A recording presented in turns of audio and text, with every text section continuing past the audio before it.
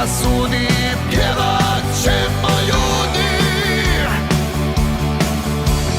Ne boj se rogova ni lažnih bogova, šta nam mogu lanjski snjegovi. Ne boj se tragova ričućih hlabova, šta će crni oblak planini.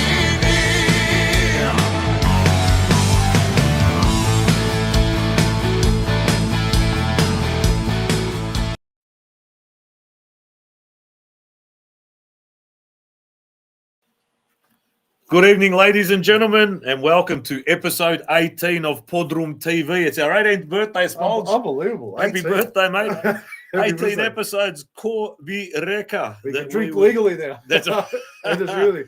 That is exactly right. But welcome back. Another Monday night, another episode of PodroomTV. I didn't get to do a reel. I just put up a little post last night on Instagram saying that the show is going ahead. But we do have two very special guests joining us tonight. One, Anthony Gurlica from the Croatian Studies Foundation will be joining us roughly at about another 15, 20 minutes. And then he'll be followed by John Gargro from Hurstville Zagreb Football Club to talk about Hurstville's 55th year and anniversary and the big festa that took place last week there at the Concord, which looked like an absolutely amazing event.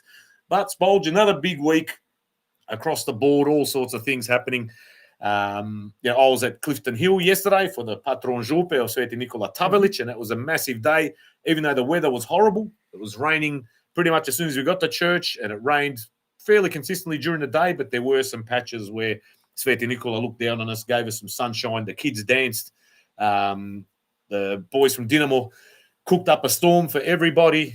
People working really hard, a lot of volunteers. Big hats off to all the volunteers yesterday as well. It was a massive day for Clifton Hill and everyone involved there, from the kitchen to the bars to the setup to absolutely everything, the cleaning. Massive effort. Clifton Hill feels like it's had a massive revival, hasn't it? A renaissance there at Clifton Hill. But honestly, it really does. Ever since they've started doing this, a proper festival with Sveti Nikola Tavelić there every November, seems to be getting bigger and better. And since the renovation even, yeah? Exactly Since the renovation. Right. And after that, I remember it was so packed that you couldn't move in the car park, let alone get a place in the church. And now, even now, you can't get a place in the church. That's You've right. got to be sitting outside, but you wouldn't have wanted to be sitting outside yesterday. That's right. But by the time Missa was over, I think the rain had gone. So it was almost like, God smiled on the night. Started again, then it went away, and it was pretty clear for the rest of the afternoon. So then more tables and chairs were put out, because obviously they'll put aside just in case it continued raining, because some areas weren't under cover. Chairs and tables came out. More and more people sat down, ate their portia. Kids had fun in the little playground that they've got there as well, the government grant they got for that playground. So fantastic day all around. So well done to everybody at Clifton Hill, Sveti Nikola Tavelić, and Mladi Hrvati, and everybody else involved. You mentioned all those volunteers as well. You saw Dinamo Shatori everywhere, Dinamo tops everywhere cooking and that. And I know Dinamo's always been synonymous with Sveti Leopold Bogdan Mandić in Sunshine, but there they are servicing Clifton Hill as well and doing their bit for Clifton Hill. You know what? Hats off to Dinamo. Exactly. It's the second or third year at least that they've been cooking with Robbie Mladenic's Dalmatian grill there on the cevape. And they smashed out that cevape. It's that big a monstrosity of a grill. Is it they pretty much can smash out whatever cevape allocation they've got for the Narod that day, can fit almost on the one load. Yeah, but it was funny watching Paddy Bolter. So it was raining, so they pulled out the awnings on either side of the of that trailer. And everyone else, most of them could fit underneath that awning. But Paddy Bolter was almost kneeling down trying to get his tongs in to turn the cevape over. So that was amusing to watch. Otherwise, fantastic. In other news, I did receive a phone call a couple of days after last Monday's episode from Marko Samardzic in Vukovar. So as we all know, Marko, we had that. What did we do? We just advertised the bank account details to help Marko in giving his stepbrother a dignified burial over there in Vukovar, and his remains were found. Marko did give us a call. Obviously, Tim Balaban, who was one of the key organisers of the whole fundraising, reached out to us and thanked everybody for putting money in. A significant amount was raised, but Marko rang directly, and he's just lost for words in terms of the generosity of the Croatian community and the money raised, etc. So, and also buoyed by the fact that the Narod got behind it, was really quite jovial, the conversation. And he also touched on that while he was over there, so they've obviously laid his brother to rest, the Nicolier and Battarello was the other one as well, the three of them. He said also about 20 meters from the remains of his stepbrother and Jean-Michel, is it Nicole? Yeah, they found more remains. More remains have been found, and he was quite upbeat, and he's praying, and we're all hoping and praying that they are the remains of his father, and so that his father can be laid to rest after 34 years of not knowing. But there has been further discoveries. They're going to have to wait for 2 or 3 weeks, he said, for isolation, DNA testing, and all those sorts of things. But he goes, it may well be this time. There've been a lot of false starts. He was extremely thankful to everybody that reached out, whether it was monetarily or just by messages or whatever it could be.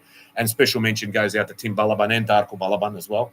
All the people down at Dandy City that helped and fundraised, and well over $8,000 I think was raised. And the Barmer crew, who donated $500 to PodroomTV, donated $1,000 that night as well towards, and he sent special thanks to that group of people as well out there. So thank you all very much. He was extremely touched by that too. So these guys I've never met before. I don't know who these guys are, but giving that sort of support is just, it's overwhelming, isn't it? Exactly right. Beautiful. So we're hoping to have Marco in the studio at one point when he comes back. And he'll give us a rundown of everything that's transpired and give us obviously a little bit of a background on everything involved, because he was only 10 years old at the time when his father and stepbrother were taken away from the hospital in Vukovar. But there was an article, a lot of media attention around Marco's presence there. He did end up holding the flag when the burial took place for his stepbrother. But you can see here in the papers there, he did a few interviews on TV as well. But as you can see there, he said, Dao mi je, sort of split over 2 parts. Dao mi je čokoladu kad smo se zadnji put vidjeli. So his stepbrother gave him a chocolate the last time he saw him. That's what he remembers as a 10-year-old. Oh. And he was, at the official funeral, which, What was he, 18? Just turned 18 or 17? I think so, quite young as well. But, touching, but very grateful as well, Marco. We'll have him in when he does get back, when he's ready, and that'll be fantastic to have a bit of a chat with him about how it all went. And again, tomorrow is the commemoration, again, the 18th of November, 2025, Vukovar and Škabrnja. Yeah, that's right. That's right. So there'll be a lot of people who'll be there for that commemoration.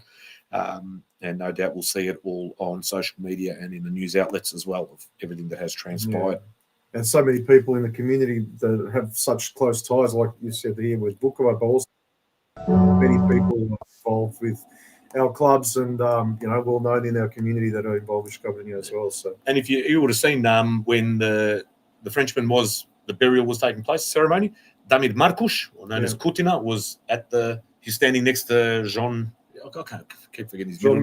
Jean-Michel Nicolier, standing next to his mum, wearing a St. Albans Vukovar spray jacket. If you would have noticed, the blue one. He wears that a lot, actually. He does. He loves it. And I think Marty Resputic spends him St. Albans Vukovar merch every year, but he tends to like that blue, navy blue one. But speaking of Clifton Hill, before we go to our first guest, this is one that touched me. I was outside at the time yesterday, towards the end of the Missa, where Mladi Hrvati got up and sang a song. Many of you might have heard, you might know the song itself or heard the tune, but with the conductor, you'll see in the foreground, Kata Neureher, is conducting the kids, but they sang in church it was basically a massive ovation from those in attendance. But I could hear it from outside that sounded absolutely fantastic, and hopefully the video that I'll play now does it some justice as well. But this is the Folklorna Grupa Mladi Hrvati singing toward the end of yesterday's Sveti Nikola Tavelić Patron Župe Mass.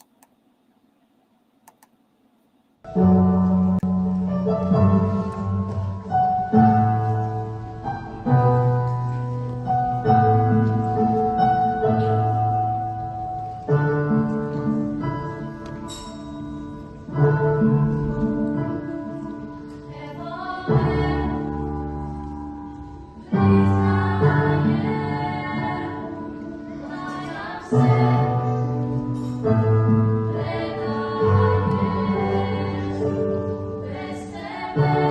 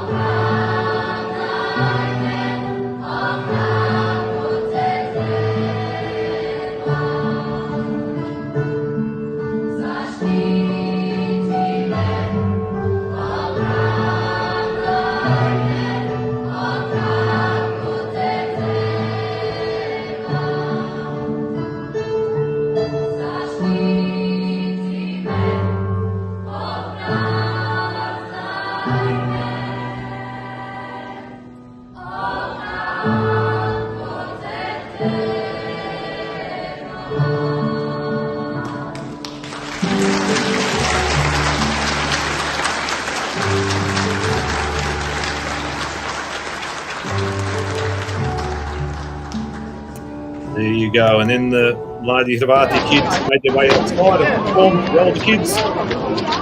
Old group.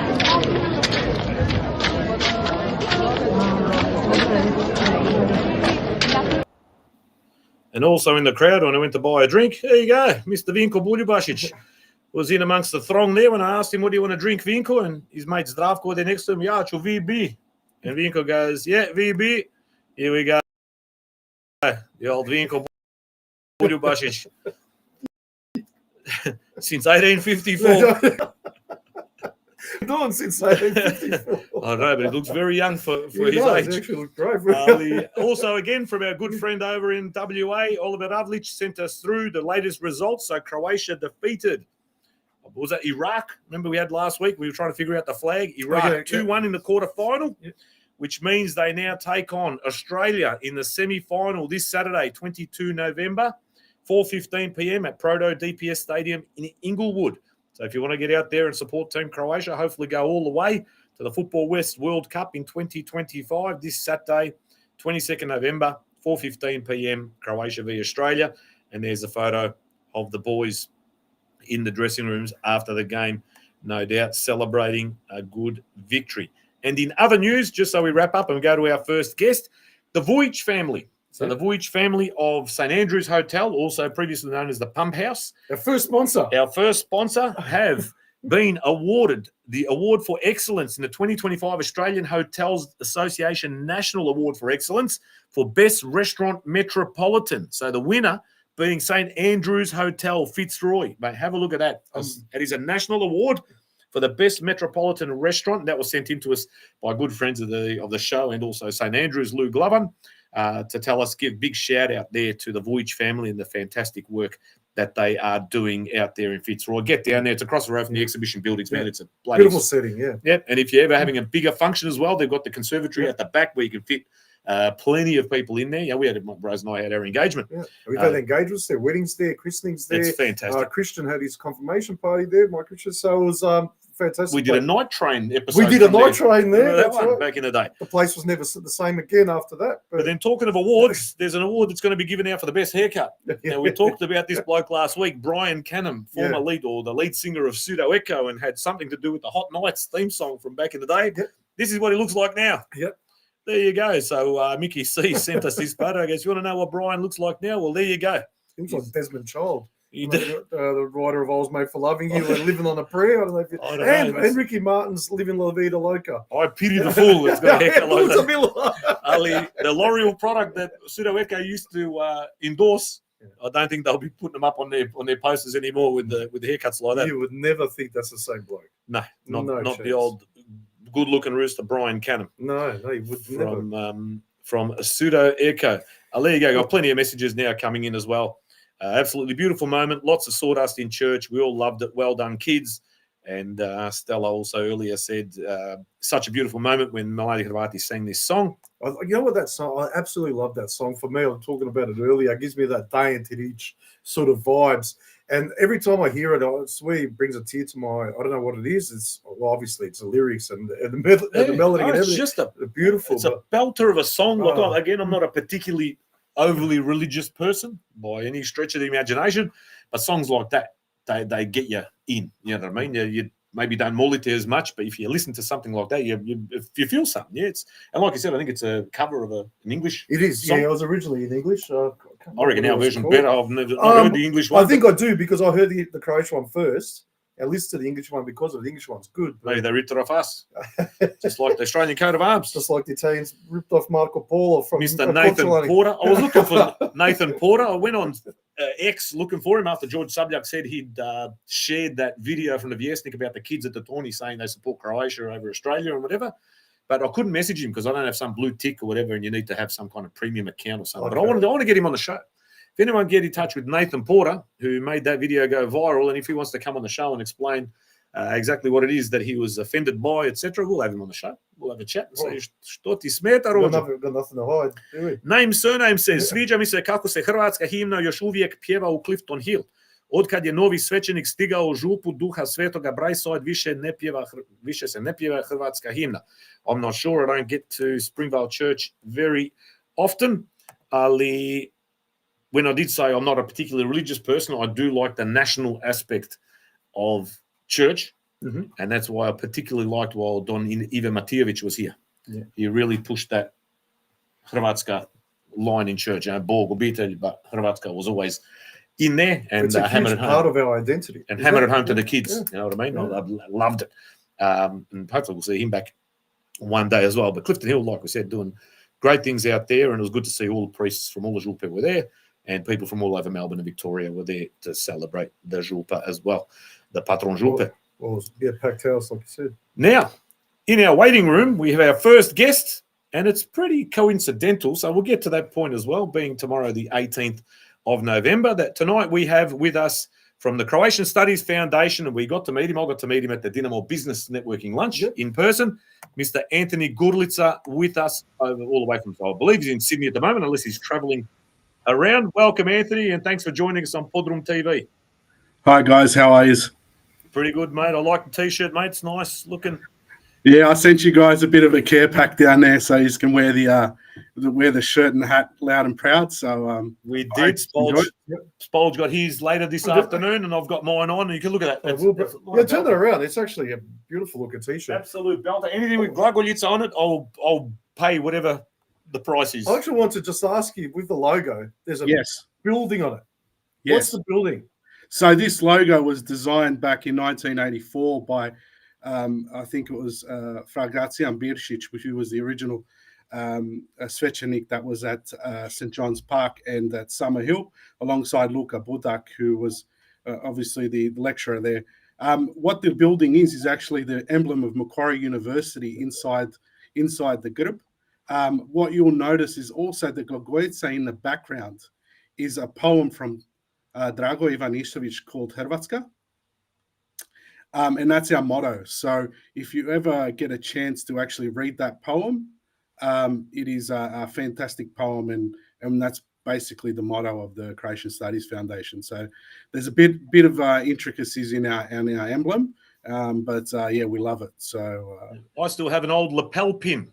It's gone a little bit yellow on the epoxy or the enamel, whatever it is. Character. Yeah, I've still got it. I remember as a kid being fascinated by the letters, and now I'm a keen student of Glagoljica in all its forms. You can see it's splashed all over this joint. But tell us a little bit about the Crow Studies Foundation and also Macquarie University, the relationship currently, how it's looking, what's happening going forward, and obviously and other events that have taken place and are coming up now also toward the end of the year. Yeah, so for many people that don't know that Croatian's been delivered at Macquarie University since 1984. And since 1984, obviously the Croatian Studies Foundation was established as a support from the Croatian community to support that endeavour entirely. So what we are is a non-for-profit organisation. So we're probably a unique part of the Croatian community when it comes for a non-for-profit. So we have charity status, and through that we obviously support the delivery and have been supporting the delivery of Croatian studies at Macquarie University since basically its start. At Macquarie University, there's also a library that people can visit. Anyone can visit from the Croatian community. It's a community-donated library, and we have a research centre there as well. Also, a part of that is the fact that we've also been putting out basically a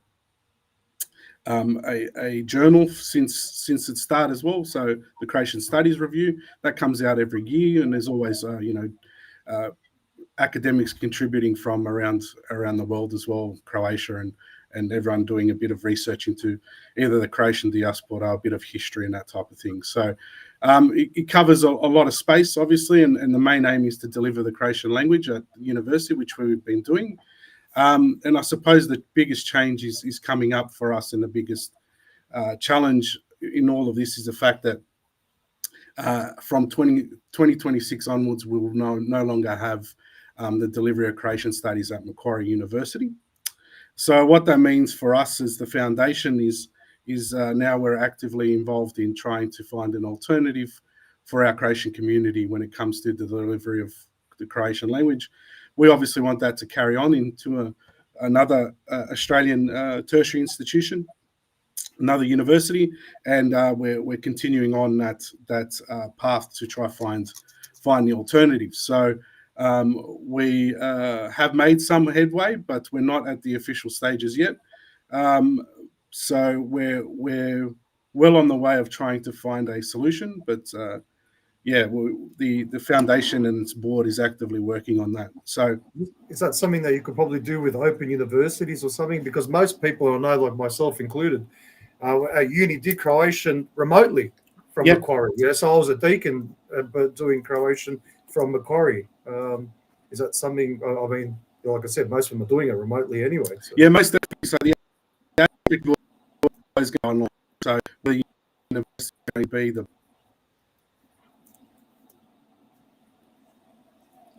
now you had recently the alumni event. So how far back were some of the alumni that attended the event? So was there anyone there from the original 84 cohort or? Yes, there was. So we had even had the lecturers that were lecturing in that cohort. So a big mention to Anna Bruning, who rocked up as well, who was a lecturer at that time. And still active in the Croatian community, still works under Sohesh in delivering teaching to our school age kids at Summerhill there on a Thursday. So some of these people are continuing their service into our community well on, 40 plus years that Anna's been doing this. So that's off to people like Anna in our community who really prop up the Croatian language and are huge supporters of it. Without their time investment, we wouldn't have what we have today. So it was a really good night. It was good to see new faces and old faces. So it was quite successful, and obviously, we want to keep in touch with the Croatian community and then our ex-students and everyone who's a part of the foundation. So it was really good. When you've got the alumni there, do they speak much about the whole start of it and everything? I guess, again, I'm trying to put things in context for some of our younger viewers and what sort of environment it was in the 70s and 80s, where just getting a Croatian language recognised at that time, when everyone was purporting there was one Serbo-Croatian language, but to actually have Croatian recognised, which I did a bit of reading about it today, and I saw that the Victorian School of Languages started in 1979, and then with Macquarie, like from 83, 84. Coming on, was there much pushback? What was the environment like? What were the kind of hurdles that needed to be jumped to get this over the line and recognised and as a tertiary subject? So there's a few things that led up to it, and this is a big thank you to the Croatian community across Australia here, not just New South Wales, but everyone did their part.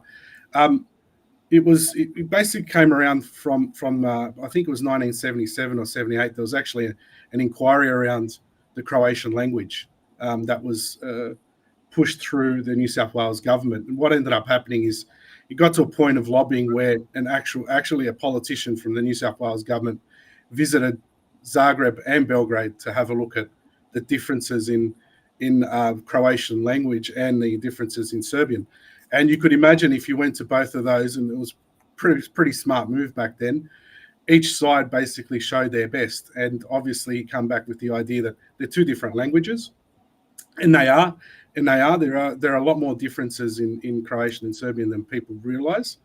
And that was basically we were the first country outside of, the first country in the world actually pre-1991 to have that status. And that's obviously where it all rolled on from then, having the Croatian language obviously officially approved, then rolls into the fact that then we had the sort of arguing power to have our own language at Macquarie.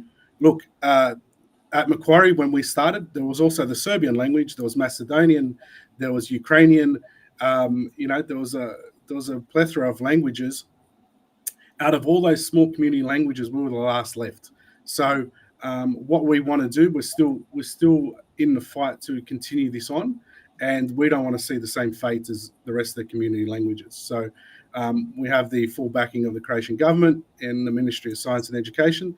So that's obviously where we're at currently. But that's the background. Very good. And what about upcoming events? There could be something else toward the end of the year? Got a few to pitch. So the first one is actually on Wednesday at the Croatian Club Concord. There we actually have holding an event. We're supporting Luka Budak, who has now retired. He was the original lecturer at Macquarie University, Ana Bruning, and we have two visitors from Croatia. So Dr. Marijana Boric and Profesorica Tomislava Majic. They're from Croatia as well. What's actually going to be happening is there's going to be a presentation, the history of actually the Croatian Studies Centre and Croatian Studies in Sydney and Sohesh as well. So that's what's going to be presented on Wednesday. And then on Sunday, we actually have a event for the kids. So the kids are going, there's actually a workshop being run at King Tom. The workshop is going to be around famous Croatian scientists, and that's where Marijana Tomislava will be presenting their work and working with the kids. I'm really looking forward to that. That's open to all Sohesh kids, all Croatian school kids, anyone interested in it, come down and do about our rich history in science. What don't know is, or maybe they don't know, or they do know that, Croatia's been blessed in science, not just Nikola Tesla, but outside of that, has 2 Nobel Prize winners in chemistry. Faust Vrancic. I can list of them. So it's really an interesting topic, and Well, hopefully the kids this year's Nobel enjoy it. Prize winner was of Croatian. Had a Croatian. He's Croatian as well. Yeah, well, he's an American, Yeah, Croatian that's American, but his parents Croatian are as both. well. Yeah. There you go. And you got some nice So, positive messages coming through. Ante Stralja reckons you're a legend. Krešo Terkeš, Ante Gurlica, bad fisherman, good bloke. And there's one more event. Yep. One more event I want to actually plug, boys. Friday night we have a screening of a documentary for Škabrnja. It was a documentary put together by Nada Prkacin. It's going to start at King Tom at 7:30 on Friday night. We will actually bring this film down to Melbourne as well. So hold on, Melbourne crew. We will bring it down. If there's interest in other places, we will bring it as well. That was a bit of collaboration between my background, the Croatian Studies Foundation, and the fact that we can air it. For everyone that doesn't know my background, I hail from Škabrnja. Well, my grandparents do. I was born here, but obviously have very strong ties back there. We talk about Škabrnja and Vukovar. For me, it's Škabrnja, Vukovar, and Nadin. So what people don't really know is the next day, on the 19th, the same thing happened in Nadin, which is a susjedno selo to Škabrnja, where 19 civilians were also slaughtered. So it's a dark week in my family because of both stradanje in Nadin and Škabrnja, but also what the rest of my extended family and susjedi went through during that time. So, I'd like to let everyone know that also there's mass tomorrow at Blacktown at 8 a.m. if anyone can make it. And obviously on Wednesday, there's also going to be Missa at St. John's Park at 6:30. So a lot of information I've thrown to you guys. But yeah, like I said, we need to think about these times in our history, because without these sacrifices, Croatia wouldn't be what it is today. And let's hold on to that. Yeah, Very, very well said. Exactly right. There are some huge sacrifices, and they made the ultimate sacrifice there. But it'll be people here as well. Everyone's made sacrifices in their time and your efforts and things like that. Everyone's making certain sacrifices. But what I want to ask as well, so Macquarie has been going on for 41 years now with Macquarie and the Croatian Studies Foundation. Have you found there's different nuances in the way you teach Croatian language and new words and the Croatianization of the Croatian language, so to speak, like with your zrakoplovi and Zrakomlat. yeah, etc. Look, I think it's just the idea that those words existed before, but they weren't used officially in any type of capacity in bivša Yugoslavia. You've got to think about, I moved to Zagreb in my mid-20s and worked in my area of study, which was chemistry. They gave me a whole textbook based on chemistry terms that I learned in Croatian. So it's a progression in our language in trying to understand all that. And I'm not a linguist to go through all of that. But yes, we do have those words where you think, where did they come from? And I think there's a portion of it that was suppressed in the bivši sustav, but then there's also a portion of us wanting to differentiate as well in some respects. And I think it's just accepted through society now that it's zračna luka, all those type of words that are now just sort of free flowing in our everyday language, even in official terms. I think some of it makes much more sense in the way we think about it, but the avenue of talking about words mean what, or where they come from and that type of thing. As much as we've got influences from across the ditch, we've also got how many Turkish words in our language as well. So it's not so much the actual content as well, but how we speak the language as well. And once you get into understanding all of that, you understand the core differences between us and all the other Balkan and ex-Yugo languages. So it's all of these influence that we had, like Italian words and German words and Hungarian words, all people that or nations that influenced us or subjugated us from at one point or another. But and then there's even the modernization, like things that get invented. Like I love watching you here on Smolik's Računalo, for example. So, there's always going to be that, right? So yeah. And a Penkala. And the Penkala, exactly. You're talking about scientists and Croatian scientists. Exactly, so, right. So many people don't know that the Hubble pen was named after a Croatian scientist by the surname. Was it Elgin? Is his name Elgin? Slavoljub, I think. Slavoljub. There you go. Yeah. There you go. So there's But we do have one here that's been asked. Božidar Finka, co-author of Hrvatski pravopis books, was. Let me just go back to the original message. So Petar Finka, one of our big supporters of this show. Hi, boys. Can you ask your guest if he knows of a family member of mine with the same surname, obviously Finka, has passed away, who was very well known with Croatian language in Croatia in the 70s and 80s. So his name was... Now, I did have a copy of that pravopis. My strina from Škabrnja, Ivković, she was, maiden name, provided me with, and she'd always ispravljat me every time I'd say the wrong thing. She was very, very big. I don't know if it's just a Škabrnja thing, but she was very big on correcting me on pravopis. But his name was Božidar Finka, co-author of the Hrvatski pravopis books. There you go. I'll have to dig up that book from my archives. I'll have to. Yeah, I'll throw it over. That's one for Luka to answer for me. And I dare say he's from Sali. Yeah. He's a daughter of Sali. He's a son. You're reaping the benefits of those corrections now anyway. Exactly right. Even putting sugar into a crna kava while it's cooking, she flipped it at me. No good. No. She goes, Srbi put sugar in while it's boiling. I didn't realize you allow your guests to put their own sugar in. I didn't realize that was a national. That is a true story. She cursed at me. Nemoj cukar stavljati.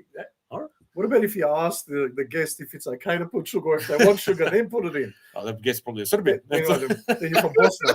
I don't know. But yeah, that's I don't know. Again, I was in Škabrnja the year after Oluja, so 96, when the church was still rubble, actually, and they did the mass it was a makeshift. It was basically a trestle table. The priest stood in the rubble, did the missa there. I slept in my uncle's truck. None of the homes had been, a lot of the homes still had yet to be fixed.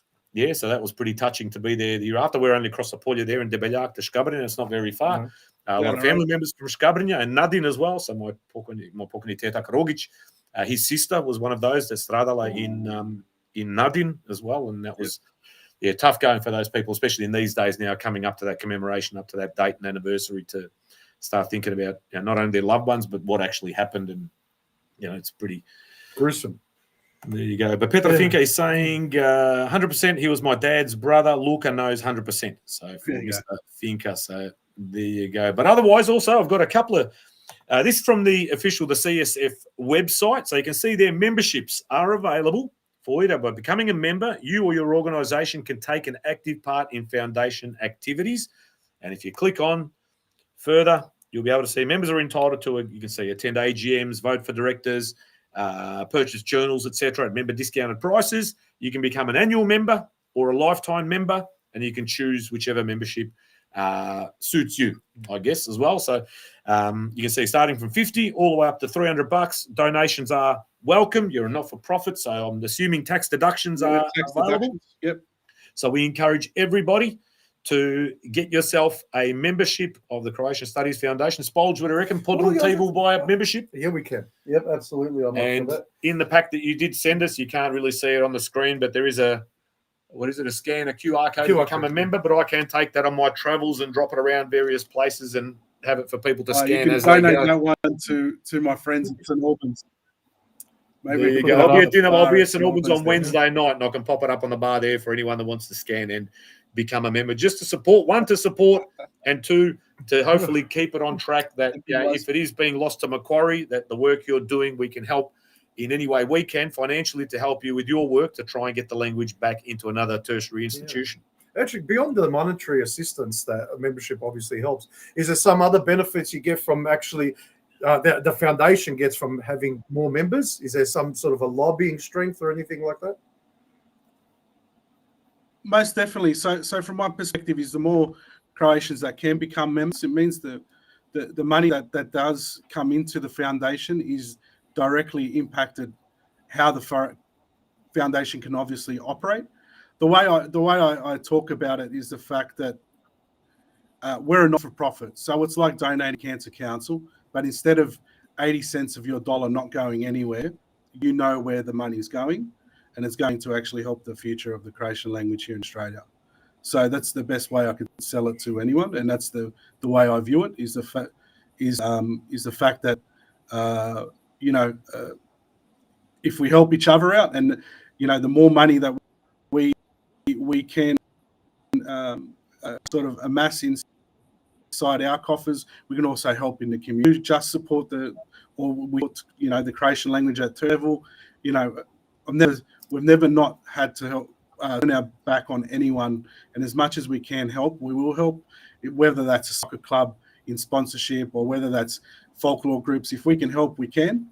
Sometimes we get lucky and get some funding from the Croatian government. So big shout out to the Središnji državni ured za Hrvate izvan Republike Hrvatske.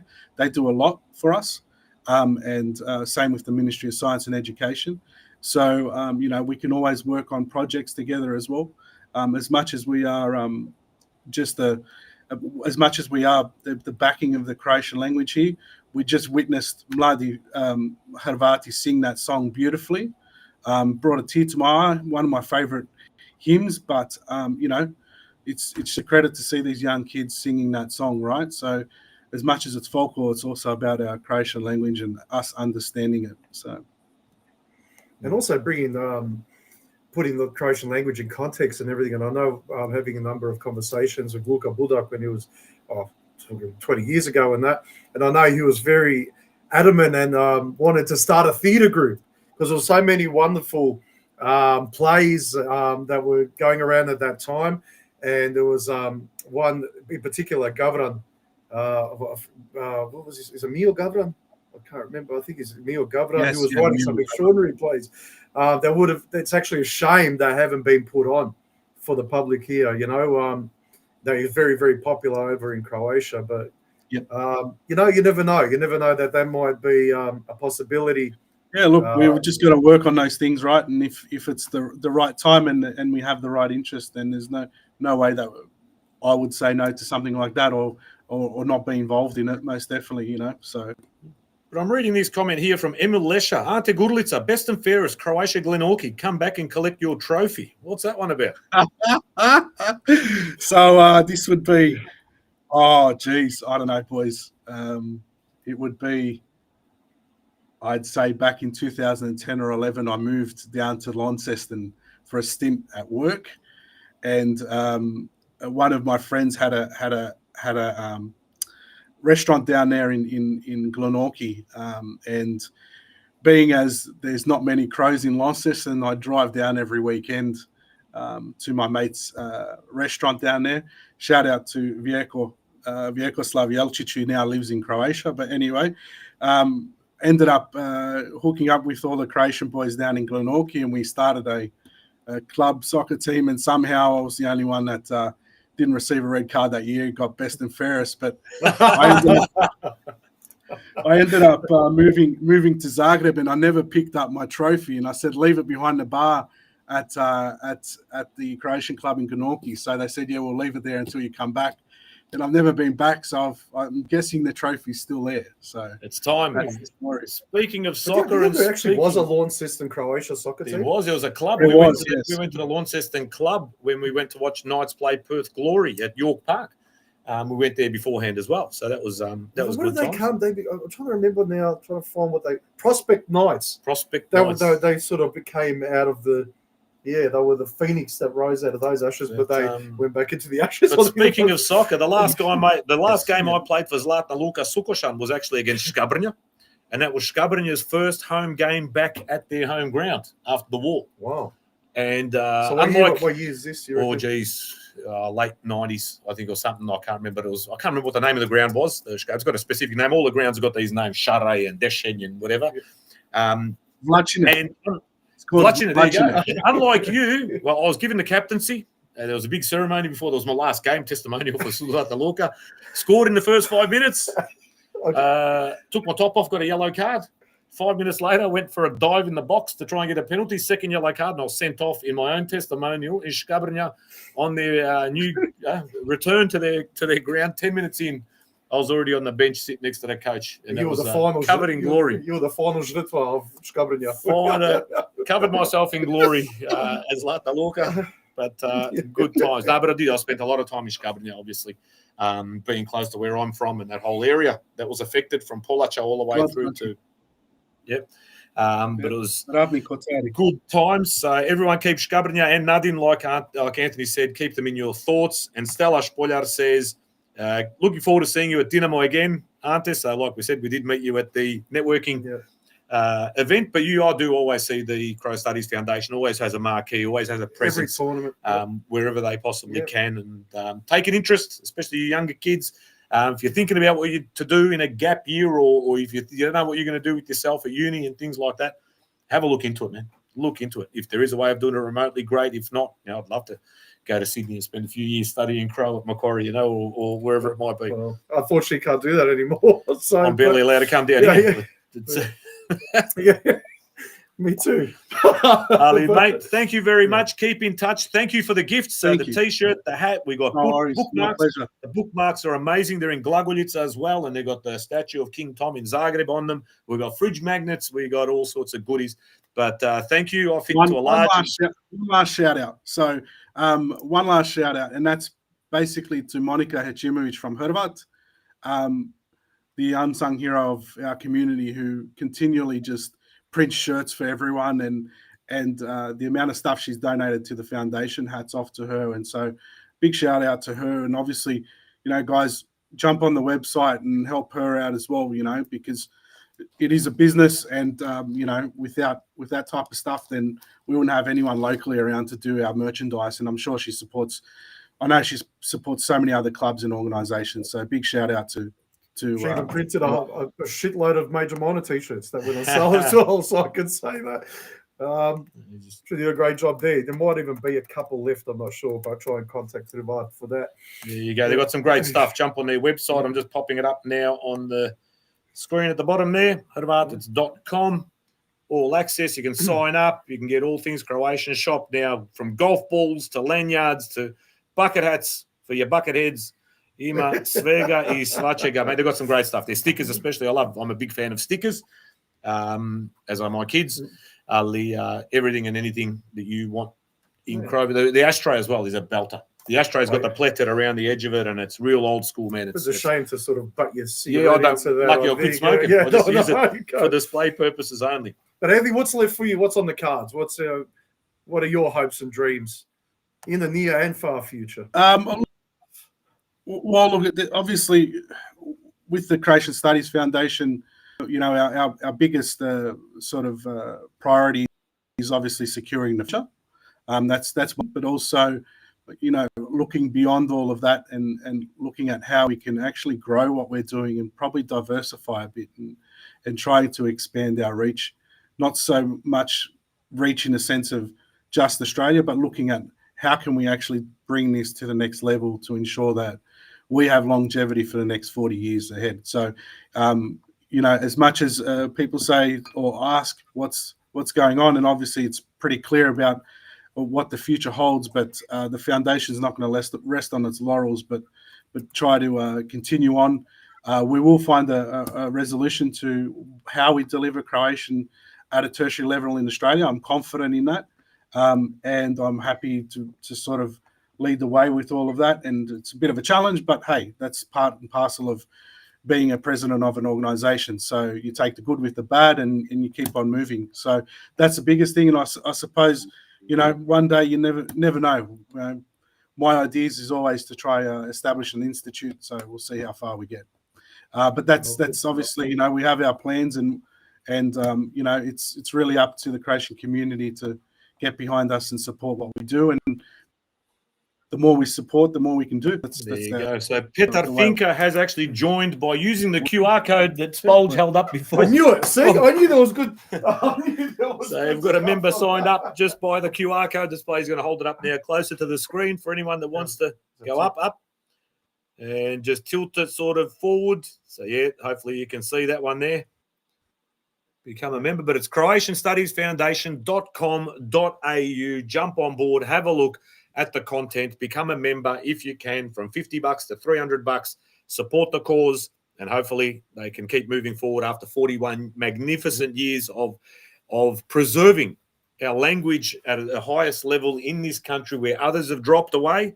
We are still there, and with people like Anthony Goodlitzer in there doing their best, we have no doubt that it will continue for a long time to come, and everybody else involved. But mate, thank you very much for joining us. Thanks, for your guys. passion. Positive, all the very best, and again, thanks for the gifts, very much appreciated, and we look forward to speaking to you again soon, buddy. No We'll worries. wear them with pride. Absolutely. Thanks, boys. Take it easy. Cheers, mate. No, but yeah, great initiative there as well. But even to learn that language, it actually, like you said, like you go move to Sydney or whatever. Unfortunately, now with the whole thing closing in Macquarie, it's not an option. But I know even my nephew, who's taken a 6-month sabbatical and moved over to Split. He's like about 3-4 months into it now, and he's just gone over there to just work whatever in a cafe, anything. Just wants to learn the language. Wants to immerse himself to learn more about himself. And now he's like 23 now or something like that, mate.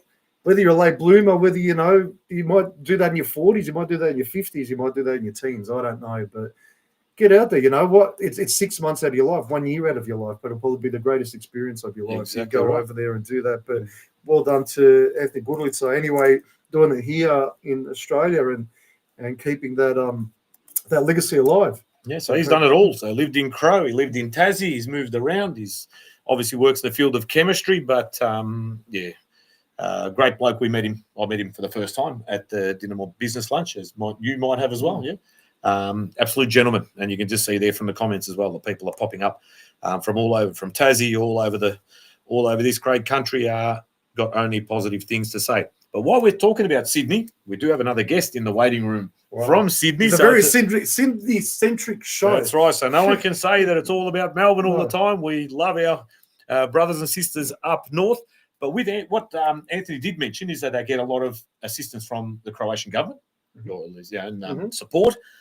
Very recently, only the last couple of days, I've received some news. Let me just double check. Where is it gone? Disi ti rođo da te ja nađem. We'll find it. Here we go. Anytime. So the Soviet, there is a like a advisory group that the Croatian government choose from people outside the country. So many of you might know Adrian Puljic, who was very closely related to the Gold Coast Knights, is a member of this particular advisory council. And now our very good friend Raymond Petzotic, who was on the show earlier on during our start of this podcast, talking about the Oluja Zabava and everything WA, has now also become a member of this advisory council. So it's fantastic to have one of Podroom's own. One third of Laganini as well. That's right. Grupa Laganini is now a member officially. Where is it? Raymond Vicko Petzotic is officially has been become a član imenovani su, tako dalje, all these people. But the main one that we want to read in there is Raymond Petzotic, our very own WA boy. Fantastic representative. Exactly. A guy who knows his history, knows the history of the Croatian народа in Australia, and particularly in Western Australia over the last 150 years, not just in the last 50, 40, 70, whatever, post-World War II years, even before that. I remember sitting at his house and he was giving me a whole a rundown of how the Croats went there, and then, and the differences with the communities over there, and why they might seem different to us in the eastern states. But his Croatian's fantastic. His knowledge is fantastic. He's released an album overseas. He released an album with a Croatian record label overseas. Only last year he was with the Perth Folklore Group, as well as pretty much the front man when dealing with government officials and all of those types of things. And I think I don't know what I saw in the last couple of days. His family has had some presence in Australia for something like 113 years or something like that. Is 100 years, where his grandparents or great-grandparents came out, then went back, and his grandparents and parents and whatever else. So the Petzotic family in that part of the world has been there for a long time, a lot longer than, let's say, our folks who came out in the 60s and 70s. These ones came out early part of this last century. but has still maintained the culture, that preserved the language and everything else. And musically, Ray Petsutic now together with Stanko Panic, and perfect representative. absolutely fantastic. Yeah, no, I'm really, really happy to hear that. And in less savoury news, Sydney United have parted ways with Ante Juric as their coach as of this afternoon. So unlucky or unfortunate for Ante Juric, who was a great player back in the day. He was. Pretty decent coach, but unfortunately this Australian Championship didn't quite go his way. But also, Sydney, one more before we get to our next guest. Congratulations to another one of Podrum TV's own, Antun and Lucy Posavac. So Antun, if you remember, was with Jakov Rimac, the commissioner of the No Left Cornhole Association from Antun's Podrum. They have welcomed their newest addition to their family, Tena Posavac. And I believe that is now number 6 for Antun and Lucy. Congratulations. Lucy's sister over in Zagreb has 7. Wow. And another sister there in Greystanes has 5. So it's a good Catholic family. Good Catholic family between the 3 sisters now. What's that? 7, 5, and 6. It's 18 grandkids for the Jugovic, the maternal side family. So absolutely fantastic stuff there. But just very quickly, again, I don't want to sort of drag on too much before we leave our guest hanging too much. But Tim Balaban, I mentioned him earlier in the show. Thanks again, Podrum boys, and to all for the support for Marko Samardzic, that is, and his family. Massive day tomorrow in Vukovar. God bless, and may they never be forgotten. And also a very special thank you to Tony Vujic, who we mentioned earlier, and the boys from the Croatian Golf Club, who for donating $2,650 towards Marko's cause. God bless them. There you go. Absolutely massive. You know what I mean? We've got these clubs, we've got these groups, we've got these associations that when push comes to shove, Hrvatski narod always find a way to get behind each other. For anyone that's actually ever been to St. Andrew's Hotel, they'll know why they received this award. It's a fantastic hotel. The food's great, atmosphere's great, location's great. And there's so many functions that you could have, or you just pop in just for lunch or dinner. Get in there. If you've never been there, get down there and support a good family. That's right. And also, if you want to go down to Garfield, to the Pizzeria 3814, Rob Stalker, shout out to my Svashtaria Bowl fantasy football lads, Zadom Spremni, and Euro Dancer tells us, well done, family Posavac, congratulations. So absolutely fantastic news. No doubt the Podrum will be rocking, which was the original inspiration for this Podrum, but it is much, much better than this Ringwood second-hand fence palings that I've got.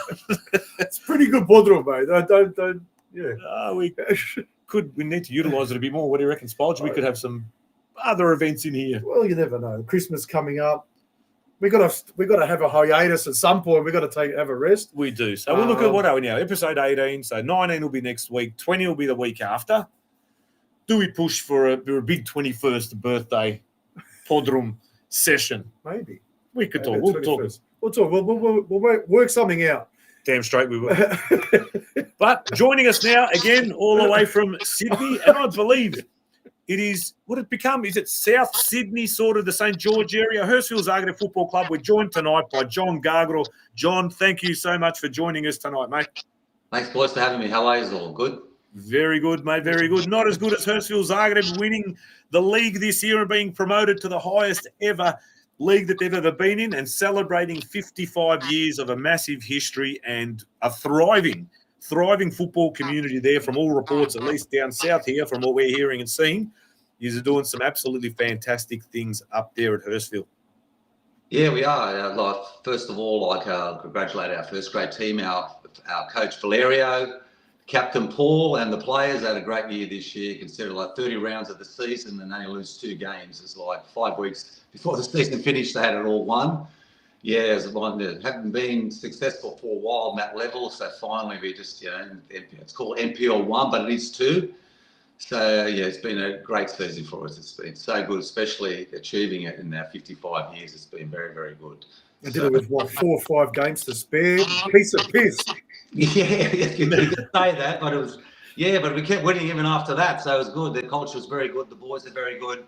Yeah, we're quite lucky. It's still that Zagreb family spirit, and you're bringing in players who are non-Croatian. Well, basically, our squad was about 24 players this year, and we had about 12 Croatians, but they all bought into the culture, and it's fantastic to see that. And it's always about the club, wasn't about the players or the individual players or anything else like that. I think the coach brought that across. It's that old Zagreb way we have here in Sydney, that we all stick together. It's all about Zagreb. It's all about all of us sticking together, being as one. And the players bought into that. And I think that was the part that was really, really good. Not know if you saw some of our social media things regarding that. Singing that song of Your Pet all the time, and you had boys, one was Greek, one was Aussie, and they're in the car, they're practicing and actually filming it, and they're singing the whole song themselves. They learned it all. That's what we're talking about, how the boys bought in, and like the community bought in as well. So it was a great season for us. We're so ecstatic about it. So. No, and tell us, you got a pretty close relationship with the Concord now, the new Concord club there, and very, very recently, I think it was last week, you can see here in the Hrvatski Vjesnik, Sydney's Zagreb Hurstville celebrated their 55th anniversary in style. It looked like an absolutely massive party down there. There was not only the party atmosphere, there was emotional speeches. We can see here some of the old timers probably, being overcome with emotion, being given some awards and some recognition, and probably thinking, geez, who would have thought 55 years ago that this club would be where it is today? And you can see our good old buddy Ante Grabovac there was MC on the day, and you can see yourself there. You got the presidents. You got Richie Plesher. I don't think Richie's in that photo unless you're his doppelganger. But no, the folk and group you got, as well, yeah. And you got the Croatian folkloric ensemble Vukovar as well, entertained the guests at the Concord Club with a vibrant display of traditional Croatian dances. So it was just a great mix of the Concord Club, folklore, football, culture, everything that's good about our community, I think, would have come out on display at Concord. What was it like? What time did it start and what time did it finish? Oh, well, look at the Concord. It started about 4, and it wasn't really a how I say, to like a formal gala. We sit down, three-course meal and things like that. It's pretty much, I don't know if you guys have ever been to the Concord. It's a great setup, absolutely beautiful setup outside. We took the whole outside area.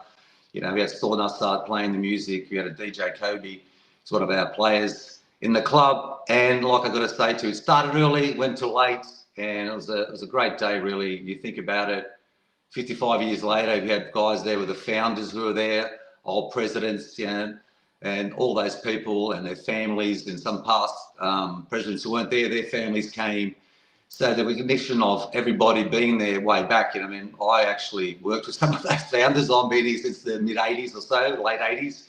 And to see everybody come together and party and the way we did was fantastic. Like I said, we have got a relationship with Concord. They used to be our sponsor not way back when we used to be the Croatian Club Punch Bowl.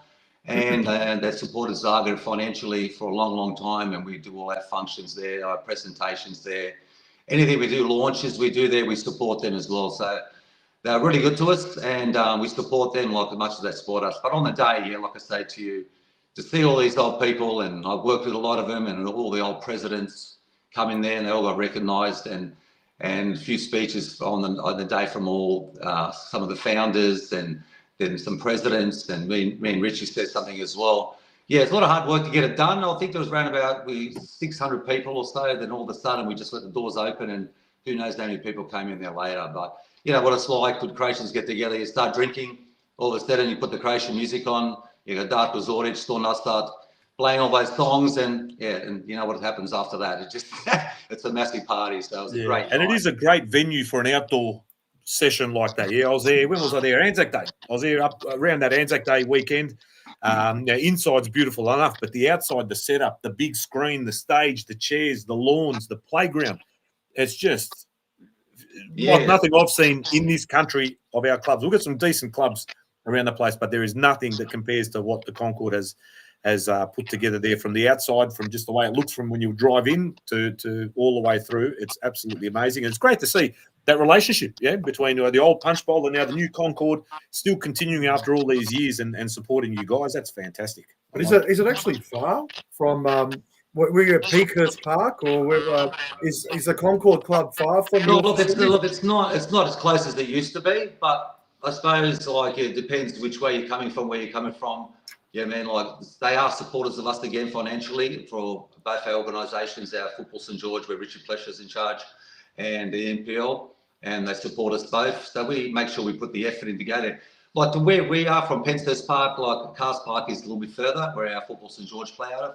But Penshurst Park, I suppose, if it's not a traffic bad day, you can get there in half an hour, maybe less. But look, it is what it is. It's a great club, and you know, as a community, Zagreb is one of the biggest communities in south of Sydney, and we, like I said to you on the night, support them, and we'll just make sure that we do our part in getting there and doing our thing regarding all what we have to do to help them out. Yeah, man.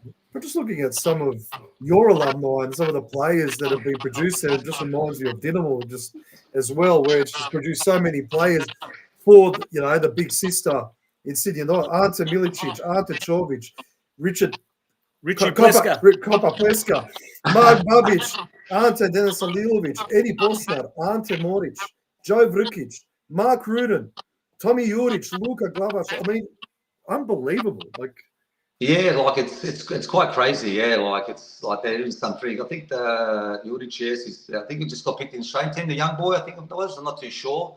Yeah, like it's been crazy. Hasn't happened recently, but Ante Čović probably one of the latest ones and things like that. Yeah, so I think it's just the community down here. The south of Sydney, there's a lot of Croatians in this area, and Zagreb's one of those. It's the club that's like in the last 55 years, it's went through its times, it's struggled, and nothing really was happening. But I think in the last 5 years or so, like our junior base down that way is basically like over 430. Our NPL is, you know, over 100, and we're going for SAP in 27, which get another 80. So our club is pretty big, and it's always kept our community really strong down there and kept everybody together. When there was no club, and we haven't got a club, that's something that I suppose we never sort of did at the beginning to have to achieve that. So that's why Concord is our club. Yeah, so we always produce players, and it's a great community. It's very Croatian orientated, and the culture is fantastic. And like I said, we're a family club. Just like when we go to tournaments, I don't know if you see us up there. You know, we were up to the Gold Coast now. We had five teams up there again, over 100 players. Yeah, so we have produced players, and hopefully. No, you always always very well represented at tourneys. I reckon, amongst probably the most represented on a consistent basis, year on year. You know what I mean? Whether it's 4 or 5 teams, Masters, 35s, always competitive, always friendly. Like I do give them a bit of stick sometimes at these galas when I did host and made a couple of speeches, but it's all in good faith. I love Zagreb. You know what I mean? I wear the merch. I get a lot of the merch. And big shout out, I'm pretty sure Marko Šušić has a lot to do with a lot of the designs and the merch and that when it comes tourney time, the T-shirts, and I've pretty much got all of them. For sure, yeah. So 369 Creations, big shout out. He's got some fantastic stuff and can customize whatever you want into artworking. And he's a great guy, good Zagreb boy, and does great. So you can see just by the top that you're wearing, the Kappa top, what a fantastic piece of merchandise. That is just on its own, you know what I mean? And are you in your own kind of a podrum there, a bit of a setup you've got there in the background? What's that, sorry? Are you in your own kind of man cave type setup there? Yeah, it's my man cave here. It's the bar here. I didn't show the whole bar. If I showed it all, there's a lot of alcohol bottles there. Yeah, the TV here. This is like in a good outdoor area out there. It's usually where the boys come up after they go out and things like that. It's had a lot of big parties here as well, mate. So it's a little man cave for us here. It's pretty good. And what about your ambitions going forward? So now you've sort of, I won't say you've reached your highest position so far. Do you want to go even higher, or you're going to think maybe it's sort of like a consolidation period, and then look, next couple of years maybe to bump up again, or you're just going all full hog straight at it? Let's get promoted again. Let's do whatever we can. Well, look, I think through our coach and through our recruitment, like I said, my son Paul's the recruitment guy. Since the younger guys got more involved in the last few years, that's why the club has sort of succeeded in the players we're getting in. And I've got to say, since we've been promoted, the amount of interest we've got from players and from NPL1, young players, things like that. So we've made sure that recruitment's already started like a long time ago. It's basically finished now. And, we have to get rid of some players who have been with us for a long time and to succeed with us to make those next big step for the club. And I think the way we sort of play our football, the culture we have here and the things like that. And I've got to say to you, they've told me not to sell the players we've got signed yet, but we have signed 5 or 6 players from NPL1. And like some names will come out soon and we're going to put them on our socials and things like that. But it's very much we want to bring the right players and the right culture in the players who fit into the club. And what's important for us is, like how I say too, is that they got to be not come here just for themselves. It's got to come here. It's about the club first and the team first, and those people fit in there. We're trying to look for those players, and I think pretty sure we've got those players in. Some of the players we've brought in, it's going to be very, very exciting. And I would like to think we could love to get promoted this year, but I think it might be a little bit difficult. But I think we should be up there, and you never know, considering what we did this year and through our coach Valerio. He's an Italian boy, but he's done an amazing job with us. I think we would like to get promoted. We have a dream of probably getting there maybe in maybe 2 years' time, maybe 3 years' time, but we definitely are looking to be the next club. Like, I love it in Melbourne. You've got Melbourne Knights, you got Dandenong, you got North Geelong Warriors, you've got Dinamo St Albans, big clubs all fighting up there at the top level. Zagreb sort of like wants to get to that level as well and actually try to achieve and stay up there and be a stable club in that level, us and Sydney United. What's wrong with having another big, strong Croatian club here in Sydney, football-wise? So we are looking at issues to do that for sure, and we are striving for it in everything we're doing. So, well, now that you are getting promoted, you'll be playing bigger clubs and hopefully getting bigger crowds and that. How are your facilities? Are you going to be able to cope with that? Is there any plans to upgrade or anything like that? No, well, I think for the level we're at now, our park is this Penshurst Park, which is what we've got. It's a new stadium just built about 3 years ago, and it's $7.5 million. And we acquired that through our council. We do share with another team from MP1 called St George City, and we share everything there: training grounds, canteen. It's got a stadium. It's got 4 dressing rooms. It's got storage areas. It's got media room. It's got offices. It's got synthetic field. Closed off and all that sort of thing like that. Night games, you could be playing there. So it's perfect setup. That's like even to go to the next level of MP1. So we're quite fortunate to get it. That's how our club has changed and it has grown because of that, and the advertising, the scoreboard advertising, the banner advertising. So as soon as we got that field, everything started improving through our first grade and through our MPL level as well. And are you getting big crowds coming out to see you? Well, not as much as we'd like. Like our community to a little bit embrace us a little bit more. But as the season went on and we had some special days and occasions like that, the crowds did pick up big time. And we're hoping to, as we go up and these new signings we've got coming in, we're pretty sure that we want to improve it, and hopefully we will improve. So. Because I know that Hurstville traditionally or historically had a big Croatian community. Are there many Croats still there, or have they moved on? No, the community is pretty strong. Like I said, like in our St George area, Football St George, where our association plays, there's like 430 players. You'll have to say there's 80% of Croatians who should play for that club and in that area. So it's a very strong community down that way as well. And they're doing some good things down there as well. The amenities blocks are going to get done down there. And then they're fixing up a lot of things around that way as well. So no, they're strong. It's a very strong community this way, very strong. Still a lot of us around there, yeah. Fantastic. But tell me, Richie Plesher, does he spend more time at Zagreb or at the Cronulla Sharks games? Because all his social media is based around him wearing a Hurstville jersey or a jumper at the Sharks game. I'm pretty sure, Richie's very passionate about his Sharks, I can tell you that much. He's at every home game with the Sharks. But if something's on for Zagreb, I'm pretty sure he takes Zagreb first. But he's always at the Zagreb. And sometimes you watch the games, it's on TV, he's just, you can see he's losing it. And if the game's on and not going well, you just imagine him in the background sort of, giving it. He seems like a great character to have around the club. Former player, former NSL player as well. Just like Ante Čović. I'll still go back to the tourney where I think Ante was playing in the 45s Masters Veterans or whatever, and he was on field. He didn't want to keep. He was playing up front or whatever. Got to the last couple of minutes, I think, of extra time, and it was about to go to penalties against. You had Craig Moore who was playing in that team. You had Paul Billukupic, who was like an all-star. Manus Lamond. I don't know who was playing for these guys. Aren't winning goals at the penalties. And I think he saved Craig Moore's penalty to win Shane Smelts. He saved Shane. Yes, I remember that. Yeah, I remember that. Yeah. And Zagreb ended up winning the game. I don't know if that was a semi-final or final. That was funny to watch. That was quite. Yeah, Ante's still involved. Ante does the MPL has Kappa. Ante's got 1860. I think he did some things up there for Dinamo St Albans. He's actually Diamond Sports. I think it is. Yeah. Diamond. It's changed his name now. Sorry, Ante, if I don't remember. He's got to crucify me for this, but. Yeah, he does a lot of the gear, and he's still very much involved. He's in the community, and they're there in the Football St George. So yeah, he's still very much involved with our club.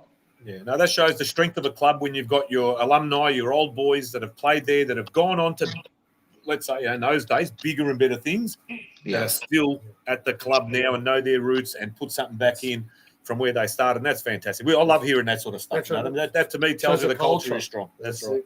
Yeah, our culture is very good. That's one thing that keeps us together. You mean, like Zagreb, and like, yeah, it's like it's an amazing feeling. Like I said, I've been here. Like I hate to say how long, but it's very addictive. It's very hard to leave. You know, you just love doing things for your community. You know, and keeping everybody together. And when you get together, like we've got 45s. I think we have 3 teams of 45s, and they're all basically, you know, all our old boys still playing. I don't know what they're doing it for, but they still are. Yeah, but it's fun to watch, but it's good. Yeah, the club's great. Yeah, it's fantastic. That's fantastic to hear, mate. But we look forward to speaking to you again. Enjoy the rest of the 55th celebrations, and here's to another 55. Let's hope. We'll no doubt see you in numbers at the tournament next year, wherever that may be. You know, there's always whispers around the place. We're not sure it's going to be. We're still waiting to hear. Yeah, there was even talk of Hurstville possibly throwing their hat. I heard a rumour that Hurstville at one point was also thinking about well, you saw the outdoor area at the Concord, so we've spoken to the Concord. They've just got to get a few licenses in time, things ready about extending the times there. But you imagine outside there, the shuttle and that outdoor area a bit, and there's got about 4 fields around there. Concord want to do it with us. We just got to find the right time with them. So that's right. Hopefully, fingers crossed, you and everybody else there at Concord can get those licensing over the line, and then that would work well for everybody. Works well for them as a venue. It'll work well for Zagreb if you can one day host a tournament there in conjunction with that'd be great. You know, a change. You know what I mean? So, but we'll wait and see where the tourney will be. But wherever it is, no doubt we'll chat. We'll have a beer then and enjoy. And fantastic, great work on the whole season. One getting promoted. The numbers are phenomenal, 430, 100 MPL, another 80 coming through if the SAP goes ahead, 345s teams, old boys are still involved at the club. It's absolutely fantastic. We're rapt to see it, and we're grateful for you coming on the show tonight and telling us a bit more about Zagreb for everyone else in Australia and overseas that is watching to learn about what a great club it is and what great things you guys are doing there. Well, thanks for having me, guys, and thanks for having me on there tonight and letting us know a little bit about our club and that. Thank you, boys. No worries. Here's to 55 years of Hurstville Zagreb Football Club, mate. Cheers. Svako dobro. Thank you. See you later. And good luck. All the very best. Thanks, John. Thank you, boys. See you next time. Cheers, mate. Cheers.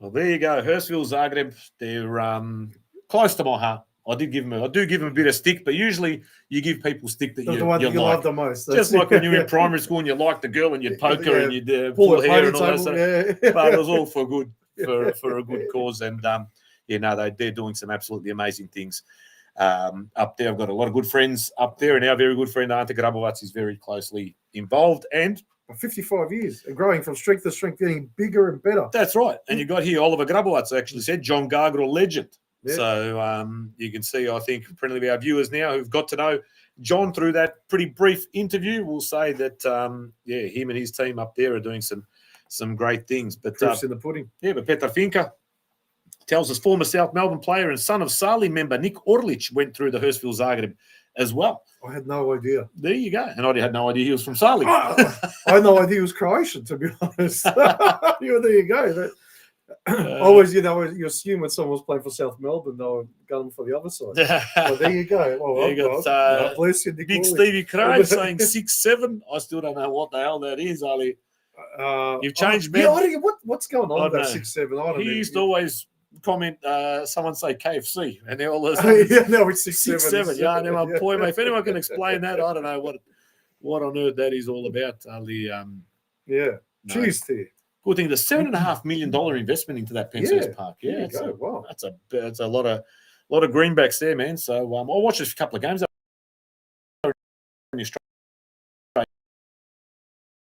Cup, and they had some televised. Well, they actually televised some games of their 430, 530 plus seniors and all that. You know what I mean? That's a massive club.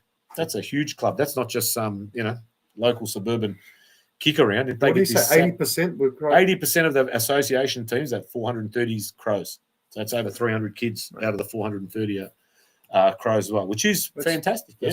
Now, I'm not sure the difference what it is between the MPL and association. I'm assuming it's maybe like MPL community, like we've got here. But over there, it must be quite the demarcation is quite clear. They're playing two different because the association plays for the St. George region, and in that league, whereas I think the NPL play in the wider New South Wales NPL system or environment. I think that's how it works. Yeah, George Subjac's left a message there as well, but he's given a private message as well. He forgot to give the questions for the prize. The question, let's go for the first prize. So we'll go. We know had 2 subscriptions, weren't we? So yes. So shall we go with question 1? Question 1. So it all depends on how intently you were listening last week. So I don't know how we're gonna have to just keep our eyes on it. I think this one comes up with the quickest answer anyway, because you're getting answers from everything. So we'll see what's going to come up. But question 1. Actually, do you want to read his comment there? George Subject says, Melbourne Bitter, what a great drop. Reminds me of the 70s when the old man would get a box of long necks delivered every Saturday morning. Delivered? You were rich, George. We used to get Slades delivered. We don't even get that. I remember there was a gold medal shop around the corner in High Street. My mum used to make me get that Colinza. And I walked out, empties, put the empties out, get the new ones, and walk back there with that. Anyway, the Melbourne Bitter is my favourite. I'm you could drinking get two dozen for about 30. Oh no, I'm drinking his Great Northern at the morning because I think I'm running low on the Melbourne Bitter, and I saved that for the Spolge. Thanks, mate. What is the first question? So we're giving away question. 2 yearly subscriptions, the digital and hard copy, to 2 lucky viewers. First question will be, let's see who was paying attention. What year did the Viesnik commence publishing? What year did the Viesnik commence publishing? Ding, dong, ding, dong, ding. Oh, here we go. Sorry. There we go. We got proof in the pudding with the first issue there. So who was listening last week? What year did the Viesnik begin publishing? Little hint, same year that Slatki-san started as a band. and you wouldn't believe it, I opened up to the middle page of the original copy of the first edition of the Viesnik, and what's there? Kutić, Sveti Nikola Tavelića, Clifton Hill, priredili smo za vas ovoga tjedna. And there you go. And they're talking about the Sveto Evanđelje po Luki and obavijest iz Hrvatskog katoličkog centra Clifton Hill from the very first edition of the Hrvatski Vijesnik. From what year? Well, Jure Andrija actually got it right, and I think he's the winner of it. Fortunately, Dave Likota missed out by 1 year. Jure Andrija, you are correct. 1983. Ding, ding, ding, ding. You need those shakers or whatever. You need something there you go. You can just shake that as a winner. There you go. Here you go. Winner! Jure Andrija, 1983. So you're the winner of a year subscription, both digital and what was the other one? It's a digital and hard copy all in one. So it's the full year subscription for Jure Andrija. And also for those that won the prizes, to the Greganic family, Luslav Kolic and Marinko Markovic, who won the 3 Jelena Čurić Sing to Me books. I have provided Jelena with your with the blurb that will go in there that she will sign, and they'll be sent shortly to my address, and then I'll get them out to you, to the Greganiches and the Koliches. I'll get that out to you probably in person in some form. And Mr. Markovic, I will post it. I've got your address. We'll get that out to you. And me and Spolge will also getting a copy each. Can't wait to get our hands on it. Can't wait to start reading this book. Exactly. So they'll be coming soon. So we haven't forgotten you. We've got the Viesnik competition now. We've probably got another, not for this tonight, but we've got another golf voucher, I believe, has been donated to us. Apparently so. And I've still got those couple of Knights Army scarves that are still in there, packaging, rare as hen's teeth. Prizes, doyaya. I was thinking, do we keep one of those scarves for a potential entry into the museum that Yorzo and Deeksy were talking about the one day when they have some kind of a diaspora football museum? The Knights Army scarf, I think, would deserve it. Look, we'll give the both away. And if the museum ever does need one, I'm happy to give one to them to have in there, because there was only ever 100 made. Knights Army was a special group, but the forum that the Knights Army had, with thanks to people like Steve Casual and Drags and everyone else that were behind it, was the biggest social media thing the Crow community's ever seen in this country. It was a phenomenon. Exactly right. There you go. Jure Andrija, he was the winner. But Dave Likota said, no, Matto, he subscribed last week anyway. See, there you go. And did George say that subscriptions, there was a bit of a spike in subscriptions after last week's show? Actually, he did. There was a massive spike in subscriptions. He even received one at 4:30 in the morning. So he was a little bit concerned about that individual, but thankful nonetheless for I think subscribing. They must have Yeah. still been watching the Major Minor special, and they go, you know what, let's subscribe to the Viesnik. Actually, probably was a Major Minor member. Subscribe. But Antonio Sags, I love Podrum. There you go. Big Sagsy. Hey, Dave Likota, he did subscribe. There you go. So Andrea is the first winner. We've got a second one. We have a second We did have a question last week. Remember the question? Do you remember what it was? Well, he's given me a second one. I don't know if you want to. It's not the same one that we were going to. No, I don't think that was the question. Okay. but- We'll use that other question for the scarves over the next couple of weeks. Okay. So second question for the second yearly hard copy and digital subscription is... Okay. I was going, where was the Viesnik produced for over 30 years? And you gave a massive hint now. Yes. Just a- Where was the Viesnik physically produced? Mhm. So the editor's office, etc. Mhm. Before it went off to print, where was the Viesnik produced for over 30 years prior to now going digital? And Actually, the printer wasn't too far away either. yeah, I Just, don't like, just know. off Johnson Street. Yeah. In the back streets there of Collingwood. Collingwood or Fitzroy? I think Dodgy it, place. I back think it was in the day. Fitzroy. No, Fitzroy. It was Fitzroy, not Collingwood. But, It used to be a dodgy, shady part of Melbourne. and now it's even dodgier.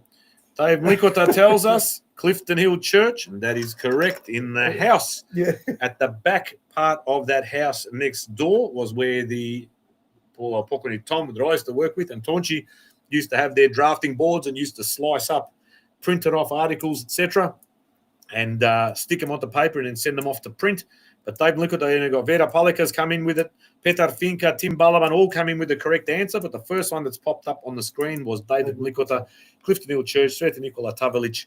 It was produced there for a very, very long time. So, Dave, even though you said you became a subscriber, If you want to donate that to someone, let us know. Feel A free. family member or something, or an avid viewer, up to you. let us know. So what we'll do in this instance, I've got to get on there and subscribe myself, but I'll probably get some details from both Jure and Dave so that we can then put it in their name. And then they get the emails, etc., whatever, will all go to them rather than coming to me and then giving them passwords. I'll get your details. We'll go from there, and then we'll get you the subscription, and you've got the subscription for 12 months, and it should be good. Let me see. There's a couple other messages coming here privately. Oh, Deeksy just came through on my WhatsApp, Oh, okay. unfortunately. So it came through. Where was it? It was. He'll trade. Dave Lickett will trade it for a Major Minor T-shirt. Major Minor I'm going to T-shirt. get my hands on ours because we left it to Hirovat. We'll see if Hirvat's got any left.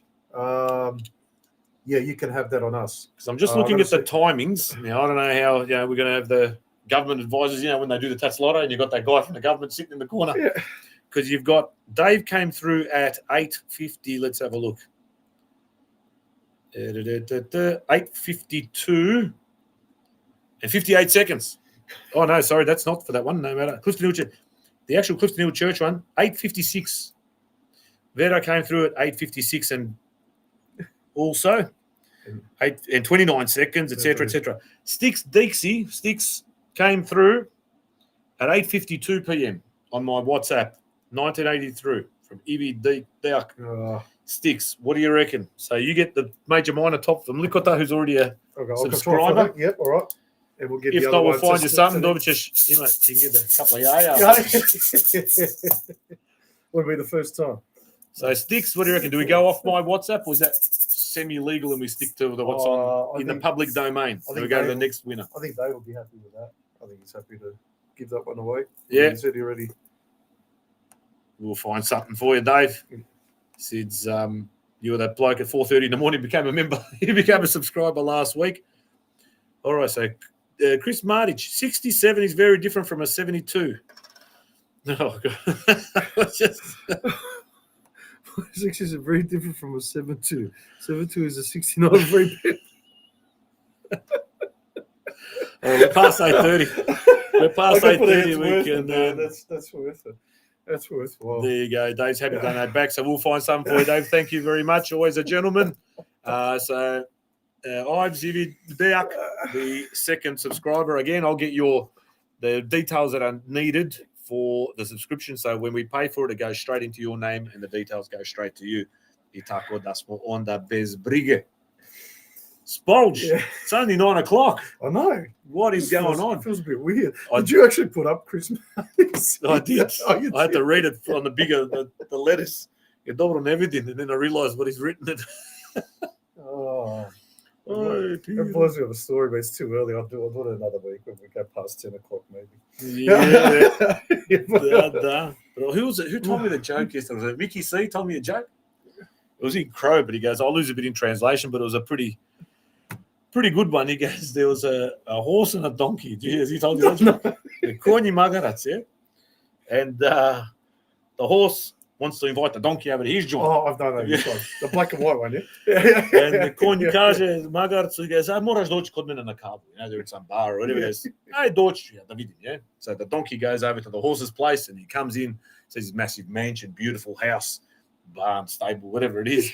And he walks down the hodnik, and in the hodnik he's got all these photos. And then the horse goes to him, ovdje, I won the Melbourne Cup in this photo, and I won the Kentucky Derby in this photo, and I won the bloody Caulfield Cup in this photo. And the Magarats is going, Jesus, he goes, this guy's like a success. He's a millionaire, lives in a mansion, he's won all these races and shit. He goes, I've got to invite him back to my joint, but I'm a nobody. What am I going to show this guy? So, So- self-conscious. So he goes, yeah. He goes, next week I go, you come to my house for coffee. Dođi ti kod mene lipo. I've seen your place. Well done. You're great. It's fantastic.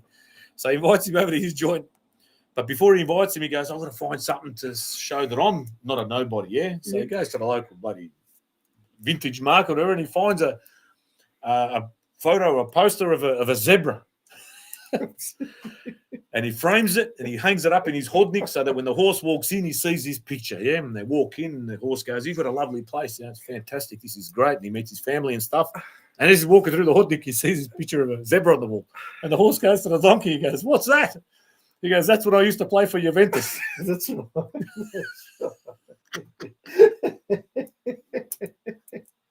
I've heard that one before. Oh, Tijarca. Tony Chavar, Noah Botic is a Zagreb junior as well. The great Mike Abramovic coached him in under sevens. So Mile Abramovic coached him. Mike. What up, Mikey? Mike from the Mandrillos or Mile from the Mandrillos. Noah Botic, again, another success story. Junior. So we'll claim him all the way back to under sevens. Yeah, they taught him everything he knows. Mile Abramovic, Big Mile, the drummer himself, did coach Noah Botic there, and Mila lives around that area as well, down that South Sydney, St. George area.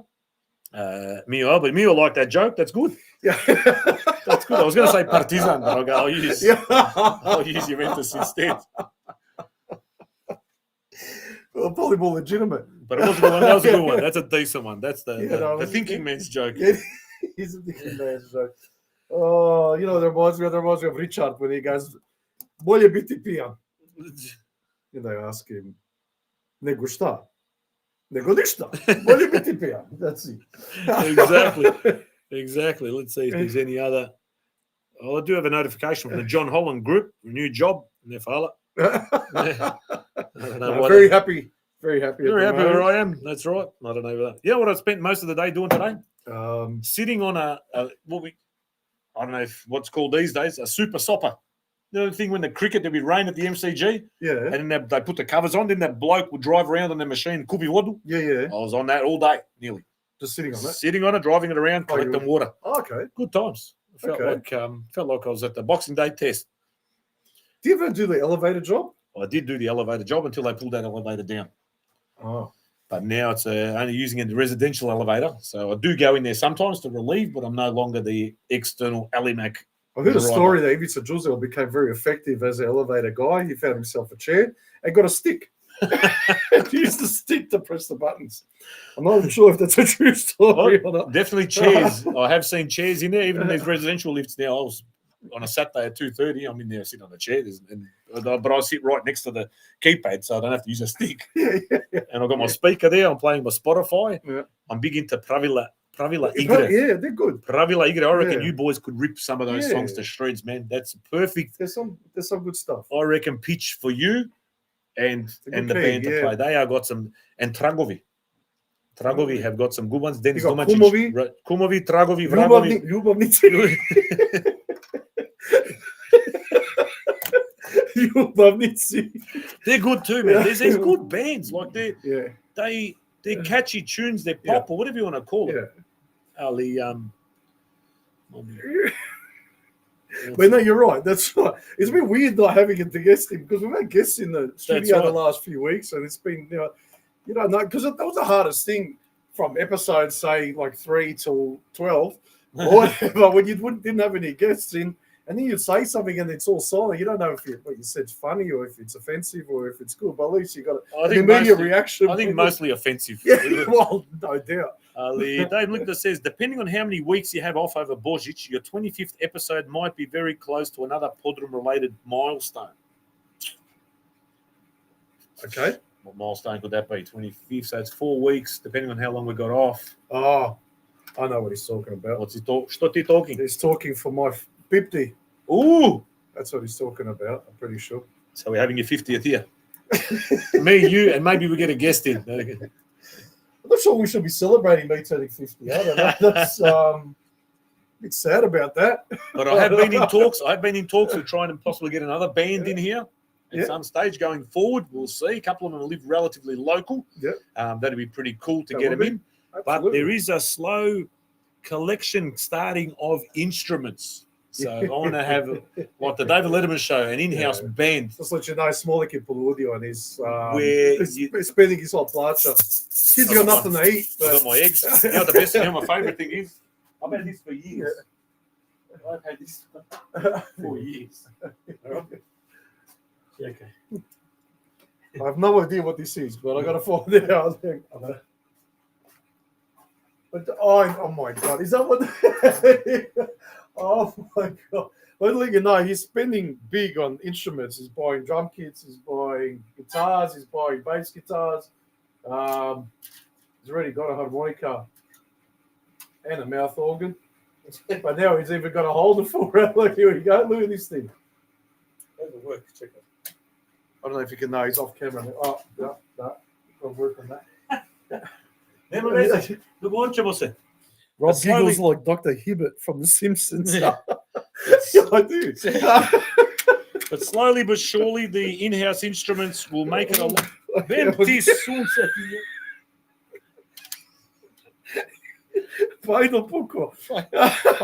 Just like his contraption here. So that when a band does choose to come, or a musician of some description that can play an instrument, they don't have to drag a 7-foot fucking cello. Fucking hell. He's played it 3 times in his life. He decides to bring it in the smallest room fucking in history. So next time the bass will be ready. It's an acoustic electric bass. How the fuck is this one? There you go. I think it's like that. Called Billy Joel, yeah, boy. Oh yeah. I've done it the wrong way around, Tom. Never is it? See, you can do this at the.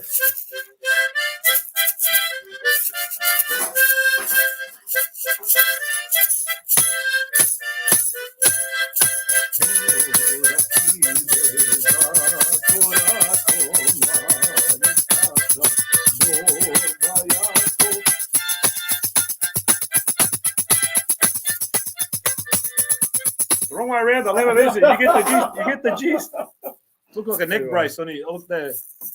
G'day, Macca. That's like, oh my God, I remember.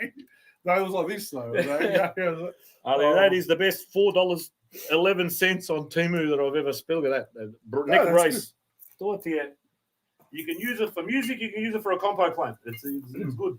Actually, it does remind me of a story. I got to tell the story. I don't give a shit what time it is. But don't want to use names because you want to protect the innocent. So we'll call this guy Bob Buggerich. All right. So he's gone out many moons ago down to Brunswick, and if anyone, all Melburnians know what Brunswick's like and what kind of people live around Brunswick, but he's walked into a hotel, local pub there and he's a big burly bloke, and he's with other big burly blokes, and I can't even remember why they're out, but they've gone out to this thing and they're playing pool.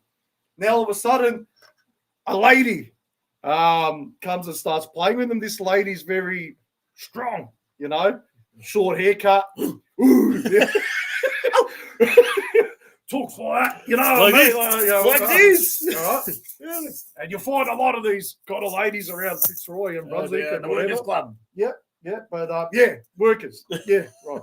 Anyway, so they're playing there, and obviously they're taking the piss out of this lady, and the lady starts getting angry, and she goes, "You shouldn't have even been here. This is a lesbian club. This is a lesbian pub." And they go, and Bob goes, "You're not a lesbian." And he goes, "Yes, I am. No, you're not. You're not a lesbian. No, you're not a lesbian. No, you're not." And this goes on for 5 minutes, and she's getting rolled up. Wait, how can you say that I'm not a lesbian? I know what I am. You know, you're going to come out and go, "You're not a lesbian." What do you mean? I'm like, yes, listen, do you know how many movies I've watched with lesbians in it? You don't look like any of them. So, Oh, it's Bob now that getting was a- divorced. Right? So well done, Kun Bob. Thanks, mate. Oh, since it's past 9 o'clock. Yeah. Well, I That's thought like I just, when this individual walks into the doctor's office yeah. and says they've done some tests, and the doctor, obviously, he's probably not as politically correct as doctors are these days. Yeah. So the person in question that was coming to get the results of this test identified as female, although they're born biological male. You're right. So transgender, whatever the terminology So is. from Fitzroy and Brunswick. Correct. Yeah. That was, I think it was, the bloke that played billiards against Bob there. Okay. And the doctor goes, "Sir, I have some very bad news." And the individual goes, "Don't call me sir, I'm a woman." He goes, "Okay, ma'am, you have testicular cancer."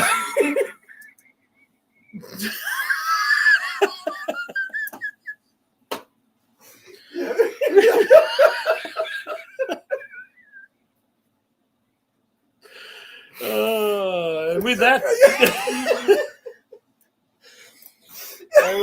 we're probably going to be cancelled and charges will be laid, but that's all right.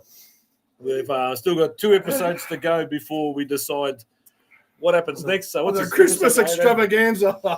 So we've got what's this? So today's the 17th, 24th, and then the 1st, or whatever, however it works. I don't even know what the date. They have it in the calendar here, how it all works. You got the calendar? The calendar. You bring that. Yeah, this one. What the fuck is coming up here? Here we go. Here we Oh, go. there we go. All right. So 24th is next Monday. Yeah. The Monday after that is the 1st. Yeah.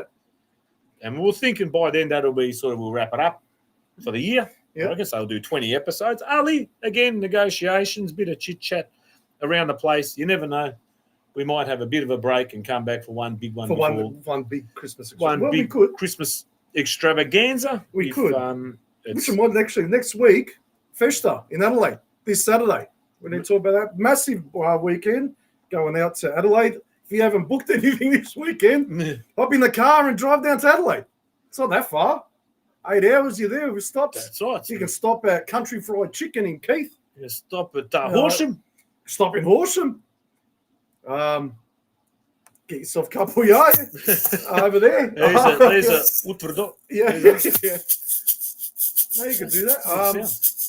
Go there. No, come down to Adelaide. You know what? The best holidays, the best weekends are those unplanned ones where you just hop in the Jump car in a rental car and you go. go. Not all of them end up like me in Yakshay in hitting the cow in Holbrook. Not all of them are like that. You know, Did he have the Stalker number plates when he hit the cow? He did. So No. Stalker, you've got cow DNA hang on on. those number plates. Hang on. This was in the VL mock-up, Calais. Did he sell? I reckon he sold the Stalker ones when he had that XC Falcon. He might have. Maybe he didn't have the Stalker. No. Maybe he did. He had the Stalker thinking he's running to Stalker. Eto vidiš. And then he sells it to Stalker. No Stalker. Then Tony Chavar, we should have some Johnny Burgood songs. Jeez, I haven't heard that name in a long time. That'll get me in trouble. Neil Conniver. Yeah, that's right. That's right. You go through there. I don't think I've ever stopped in. Oh no, it might have filled up in Conniver once or Neil. No, Mew Albert. I'll give petrol for Smolik to Adelaide Grand Final style. There you go. Mate, There you go. You've got a partner to go with. That was a big couple of weeks. I was at the semi-final and the final in 1995. That was Yeah, that's right. Liver damage. That's right. You were there. Did you go? Yeah, there? no, well, semi-final when you took the flag, Correct. the 4 flags didn't line. I would have let you into High Marsh Stadium. It was chaos. I've even got there's a clipping there of myself and Ante Kovacevic there from that back page of the Herald Sun. We were in Horsham when we picked it up. So we're driving from Adelaide, stop at Horsham to eat, by the Herald Sun on the back page. Yeah, there we go. My man was shattered because all the Aussies at work were saying these Croats are all hooligans, all morons, they're all thugs, and he picks up the paper and it sends me on the back fucking page. I remember you had that little speaker, the megaphone. Oh, that you yeah, brought they to played that tunes. They played tunes. I remember that. I remember we drove into the Dom there in Brompton, and there was like a busload of I don't think there was a bus of all the Crows sort of met up there. I remember Johnny Sigmund being there and others. Oh, mate, that was just chaos. We, like I said, man, we rented a car. None of us were able to rent a car at the time. We had my mum's mum rented it in her name at the Avis there near the Melbourne Baths, which is, I don't know what's there now, probably all shut down. And then drove it outside. We jumped in, drove straight to Adelaide, all on our P's, and Makum was, I think, probably even on his L's. Where is Yaksha? That is, everyone remembers Yaksha Matovinovic. He was heavily involved in the Best magazine and Pravashka Mladež, or maybe the Poglank of Hop, I think it might have been called, the breakaway from Hop. And around the place, he ended up overseas in Đurđevac, something like that. Đurđevac or Đurđevac? One of those. One of he those was the places, mayor. became the mayor. Đurđevac. Đurđevac he was, yeah. Chris Marić says, Huso kaže, Hasi, jesi čuo da je mujo homoseksualac? Haso kaže, jebo mu pas mater, on meni rekao da je električan.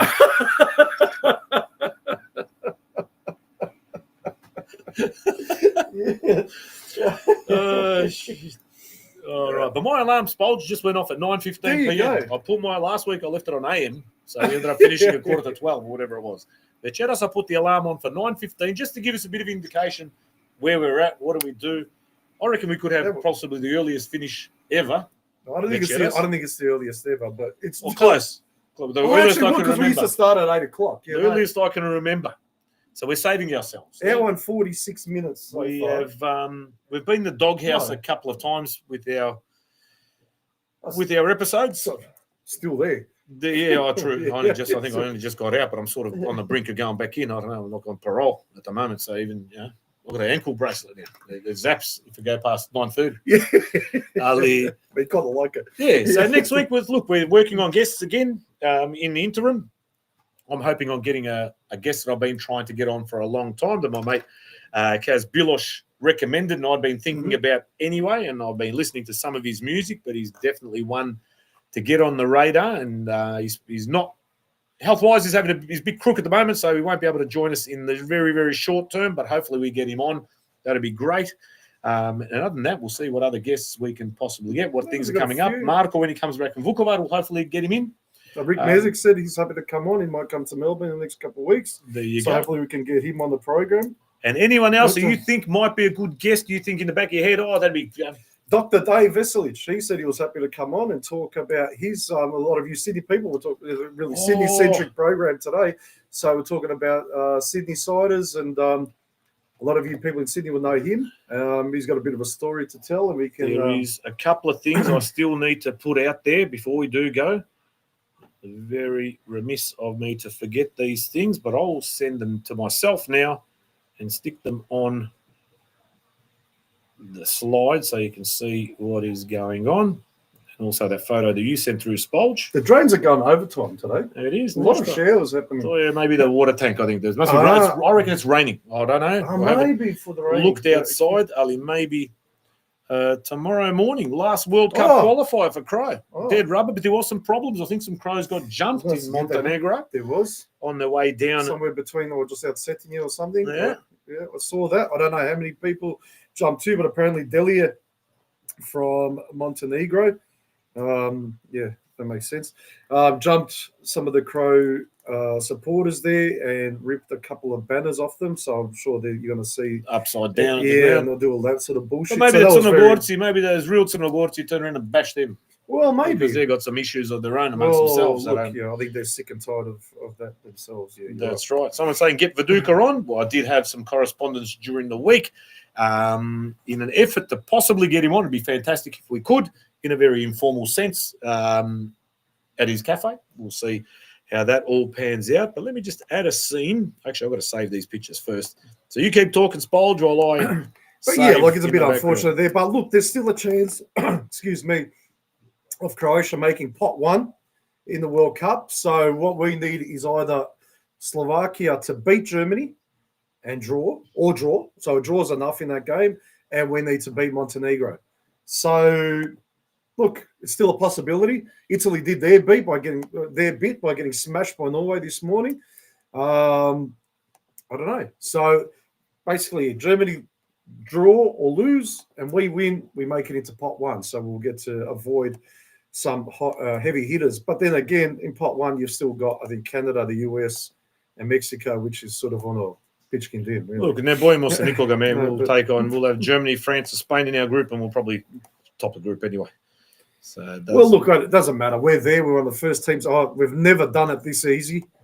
I hope that's a sign. they only conceded 2 goals, man. One of them incredible now against Faroe Islands. Yeah, but what a day! And it was a well-taken goal, actually. Actually, the Faroe Islands were really dangerous on the counter-attack. They've only ever won 12 games in their history, and they won 4 in this qualifying cycle. Almost could have been 5. I feel sorry for them. Sorry for them. Could have been 5 if they held on. I guess they could have been 5 in 12. Ridiculous. So good on them, you know, not being those easy beats that that's how I remember it. San Marino, Andorra, Liechtenstein, and those just get smacked 20-0. But you hope, look, I don't know, maybe the Slovaks can do us a favour. I know we've got good relations with the Slovaks, so hopefully, they put in an extra effort against the Germans. Going way back. All right, now let me just try and pop these. Something will happen on the screen now, and you'll see a new screen popping up. But I'm just going to add a couple of images, which I didn't do earlier. Amy Tornaci. Yeah. Episode 18. Hopefully they'll now come up. Let's have a look what's coming up first. Okay. Now, join business leaders, investors, and community representatives for an inspiring evening of diplomacy, culture, and connection. This historical event includes cocktail reception, canopies, and beverages. So let me just go to the next slide, and I'll come back to that one. We're proud to host a special reception celebrating the signing of the Australia-Croatia Tax Treaty, a milestone strengthening trade, investment, and collaboration between our two nations. Guest of honour will be Dr. Marko Primorac, Deputy Prime Minister and Minister of Finance of the Republic of Croatia. So join business leaders, investors, and community reps for an inspiring evening of diplomacy, culture, and connection. This historical event includes cocktail reception, canopies, and beverages. Date, Friday, 21st of November, 7 p.m. till 9 p.m. Australian Eastern Daylight Savings Time. The venue here, it says Melbourne CBD, but it's at the Grand Hyatt. Dress code is cocktail, $150 plus booking fees, which is done via Eventbrite. But tickets are limited, so get them soon. So you can see here the historic double taxation treaty unlocking trade between the two countries, and where people probably getting Aussie pensions over there, getting taxed here, getting taxed over there, both ways. This is now it's a big, massive thing that people have lobbied for, and you can see there Tina Bennett flicked this through to me today. So the Victorian Croatian Chamber of Commerce, or possibly the Australian variant, but definitely get involved, jump on board, have a look, and get your tickets. Get down there, Grand Hyatt again, another great venue. You know, we had the Langham for the women in leadership. You've got the Grand Hyatt for this, the official launch of the double, or getting rid of that tax between the two countries, which is fantastic. But another one you received last week, Spolge, and I didn't get it up on time.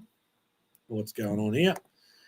Is we mentioned that folklore needs more boys. It does. Folklore groups across this country, and we always talk about Clifton Hill because that's where my oldest dancers need more boys. Hrvatska Zora, Adriana, sent us through this photo. Last week, but and there's 2, 4, 6, 7 boys in their pripremni group. Yeah. Just their pripremni alone. They're standing proudly there. Look how you proud can see it, mate. They've got the arms tucked into the armpits there, the Mbappe pose or whatever you want to call it. And then even Antonio Sags is in that photo. Yeah. You sent us a message earlier, but well done, boys, on being a part of it, because I'll tell you what, you're in the right place at the right time, I reckon, because not There's a lot only of girls there.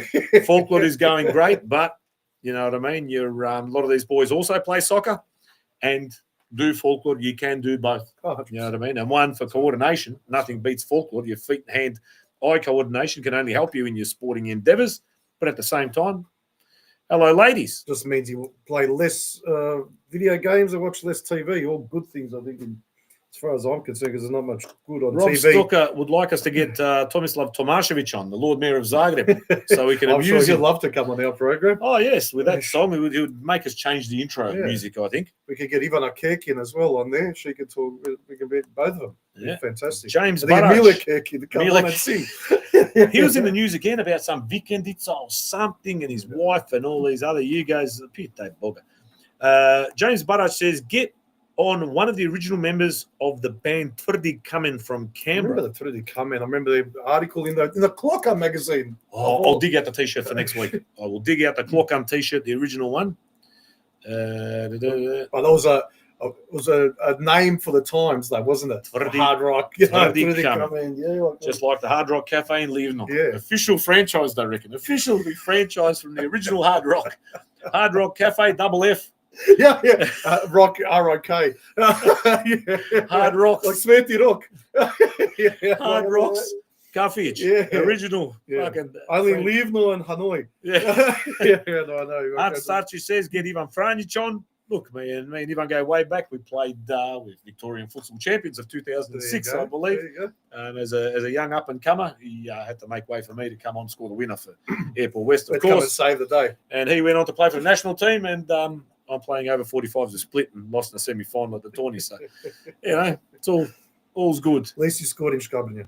There you That's go. the main thing. But you know, actually talking about like ladies that got together in Langham, it got me thinking, right? Ladies get together, they're going to have a conference, they're going to talk, they put on their best clothes, get made up, go to one of the most prestigious hotels in the city, do it for 3 days, pamper themselves. It's all beautiful, and you go, fantastic job. We come into a fucking England Podroom, have a few drinks and talk, and it just goes to show a little bit of a difference. But it all ends Men the are from same. all All of these events happen. Doesn't matter if they're in their best ball gowns, talking about science and leadership, and you got us two here talking about testicular cancer. How does it all end? The growing problem of testicular cancer Among women, amongst among women, Australian women. How does it all end? We've been crows. It all ends the same way.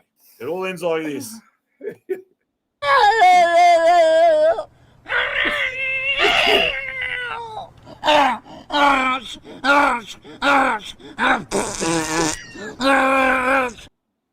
All right, maybe not the women in leadership didn't quite end like that. I don't know how you got footage of the female that Bob Bogdanich met over in Brunswick. That's his pool partner. Yeah, that's on his play pool against. And he was right to say he's never seen one of those in one of those movies. Anyway, Someone saying get the boys from Sushi Mango on. I don't think if I sold this joint, I'd be able to get them on. They just had Jimmy Barnes on their podcast. Yeah, but Jimmy Barnes. We had George Subjak, one of the. He was a singer of Slatki. He sang for a very brief time. There you go. Edvard Brčić and Ines sang yesterday. okay, good on it. But like Eddie, the guitarist from Mugler, and his daughter sang. They entertained at Clifton Hill. Fantastic. People were up on their feet, even though it was wet. Bit of drizzle didn't matter, mate. It was Vesel. It was fantastic. It is a champion too. He's such a Veseliak, Exactly right. But we're talking. You're saying you get Sushi Mango because I'm talking about the AHB, which is no longer known. I'm sure in Holmes is no longer known as AHB. It's changed to Mirrorstone. Anyway, it's a long story. Had a massive 20th anniversary thing on the weekend, which I missed. 900 people, and I think it would have cost $500,000 to put this thing on. But they had Hamish McLaughlin, Hamish dude from footy, and I was saying he emceed it, and we're talking about how much would have he charged to MC this thing? Like, so I was going, probably 30, 40 grand. Are you serious? 30, 40 grand? And they said, yeah, because Limo, I don't know if we can be saying this while I get sued. Don't fuck sue. Anyway, but Limo, they wanted to get him for an hour talk, and then it was like 13 grand or something for an hour. And he came like at 2:00. So it was 60 minutes, 2 o'clock, bang, he's there. 3 o'clock, ajde, laku noć, and he was gone, mate. All right, Jimmy Tabakis and Ante Stipik. I'm hosting the Split 50th anniversary next year. I want $8,000. $8,000 up front, and the other 8, that's my membership for the next 30 years. Oh, Done. fair See, enough. I'm getting rich. That's fair enough. Absolutely. $13,000 for that. So, Free memberships at every soccer club in this country for PodroomTV. Thank you very much. actually, one of the greatest words that has almost become extinct. When I was in Gold Coast a couple of years ago, Bruno Relichki was up there, and he used the word "zhgolyav." He goes, "Look at that zhgolyav over there." And my mum used to say that all the time about me. She used to call me a zhgolyav. But I thought that word had become extinct. And of all people in Gold Coast, Bruno Relichki pulls out. What now? Just Zhgolyav. This is a couple of years back. Yeah, ridiculous. Danny Voyer says, what about try get my cousin Vlad on the show? Or VCAT or Vlad, I'm assuming. My cousin Vlad. The Masso guy. Like donuts. He's not bad. I don't know. He's I don't know. Yeah. he's a different cat to... The Croats were out there. They're having the picnic. And they're the picnic and all the women, they're submissive eating their olives. And the guys, they're drinking their rakia and they're singing the song. That Vlad, yeah? That's the one. Okay, yeah. Rose reckons Sushi Mango guys will be lucky to have the Podroom crew on their podcast. Well, there's a compliment. Yeah. Out of the doghouse. Thank you very much. Well, see? To ti je ljubav. To ti je ljubav. You hang up first. But that's like my pokojni father-in-law used to tell this joke. Yeah, this is, I remember kada jučer bilo. He asked one day, I don't know who it was, his mum or his dad, he goes, what animal species do I belong to? And his mum goes, what are you talking about? Što pričaš, Mariane? He goes, well, when you talk to me, pile moje, golube moje, janje moje. And he goes, but when tata talks to me, konju jedan, magare.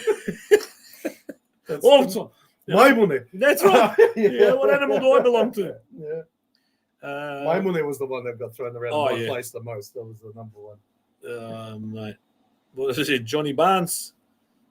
You've got Mlinaric talking about the Knights Army Forum, some of the nicknames. What are they? If you can remember some of the nicknames, we can bank them for next week because we're going to wrap up soon. BBB Drags, number 6. Hooker with a penis, Zim or Zim Zoom. We had SW6. There was Visky Caller. There was Pitchkin Dim. We had V Bomber. We had Black Dog. We had Babilo. Yeah, absolute. Black Dog became Black Doggy Dog. Though. Black Doggy Dog. And in the Football Cavaliers Forum, we crashed that. And I had that was good times. Good fun when the early days of the Zagreb 80. There you go. Another one. Rose says, I'm not out of the doghouse. Never out of the doghouse. All right, yeah, we got that. Never. It's a permanent fucking address. P.O. Box is doghouse. You like it there? It's cozy. That's what I said. We don't need a lot. There it is. Mother of luck, as long as the fridge is stocked and and the noises coming out of the pipes here. It sounds like this when you're trying to sleep. Yeah.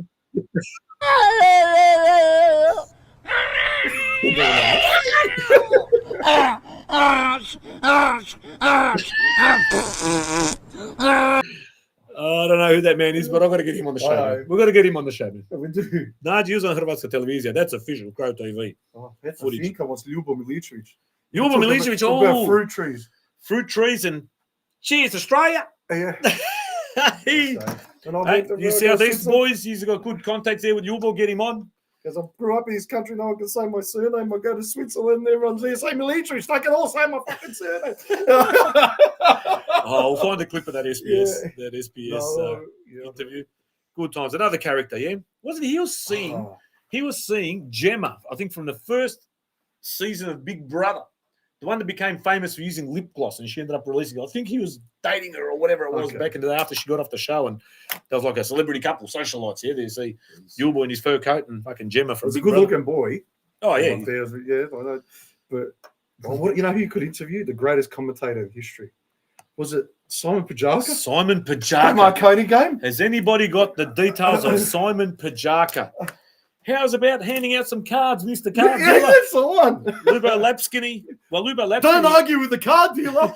Lubo Lapskinny has just become the reserves coach at Sydenham Park. Yes, I saw that today. Yes. Lubo, we used to call Lubo Lapsansky. Lubo, you is the worst. He's the new reserves coach at Sydenham Park, and with Marta Duganjic being the senior coach there. So there's a fair Crow connection down there at Sydenham Park. And they had a big Macedonian festival there yesterday, from what I could see on social media. So it looked like a pretty big day for them out there. Looked fantastic as well, because Makedonci know how to have a good time as well, man. They can get on the piss. They smash their mess all like we do, and they just like a good time, I reckon. So it's good. And Preston's through, I think, in the championship. Yeah, they made it through in second. Didn't. They didn't. Spirit finished the Spirit because Spirit won the game, so they went over. Ooh. And there was some commentary around Sydney United and Canberra being maybe a little bit disappointing in their campaigns, but I think Canberra really, truly can keep their head held high. Yeah, I don't think that's fair. Every game they were in was competitive. They were expected to get spanked and not get a point. Yep. They were on the verge of could have, if Preston had lost that game against Avondale, and Or it Canberra would have been a got different up, game. Canberra would have been a different game. second in there, you know what I mean? So fantastic. Matty Goodabesha, I've been watching him on social media, and Canberra Croatia, their social media is fantastic as well. They are prolific. They're out there. They're always putting stuff up, and it keeps people engaged. Yeah, I'm engaged. I'm in Melbourne. I'm watching their stuff every day. No, I was proud of them. Sydney United, look, hopefully they can sort themselves out. New season coming up now, new NPL season. They're in the championship anyway, so they don't have to worry about winning the league to make it in like Canberra does or Heidelberg or whoever else it is. Ali, let's hope they can. Look, Ante Uric is gone. Decent coach. Did very well with women, coaching-wise. With United, look, he was okay in the season. Championship didn't flatter him as a coach, and he has moved on now, but we wish him all the best as well. And let's hope Sydney United can get back on track and do what they need to do for next season. Yeah. I wonder now what Canberra got in because they won the championship, not because they were a foundation member.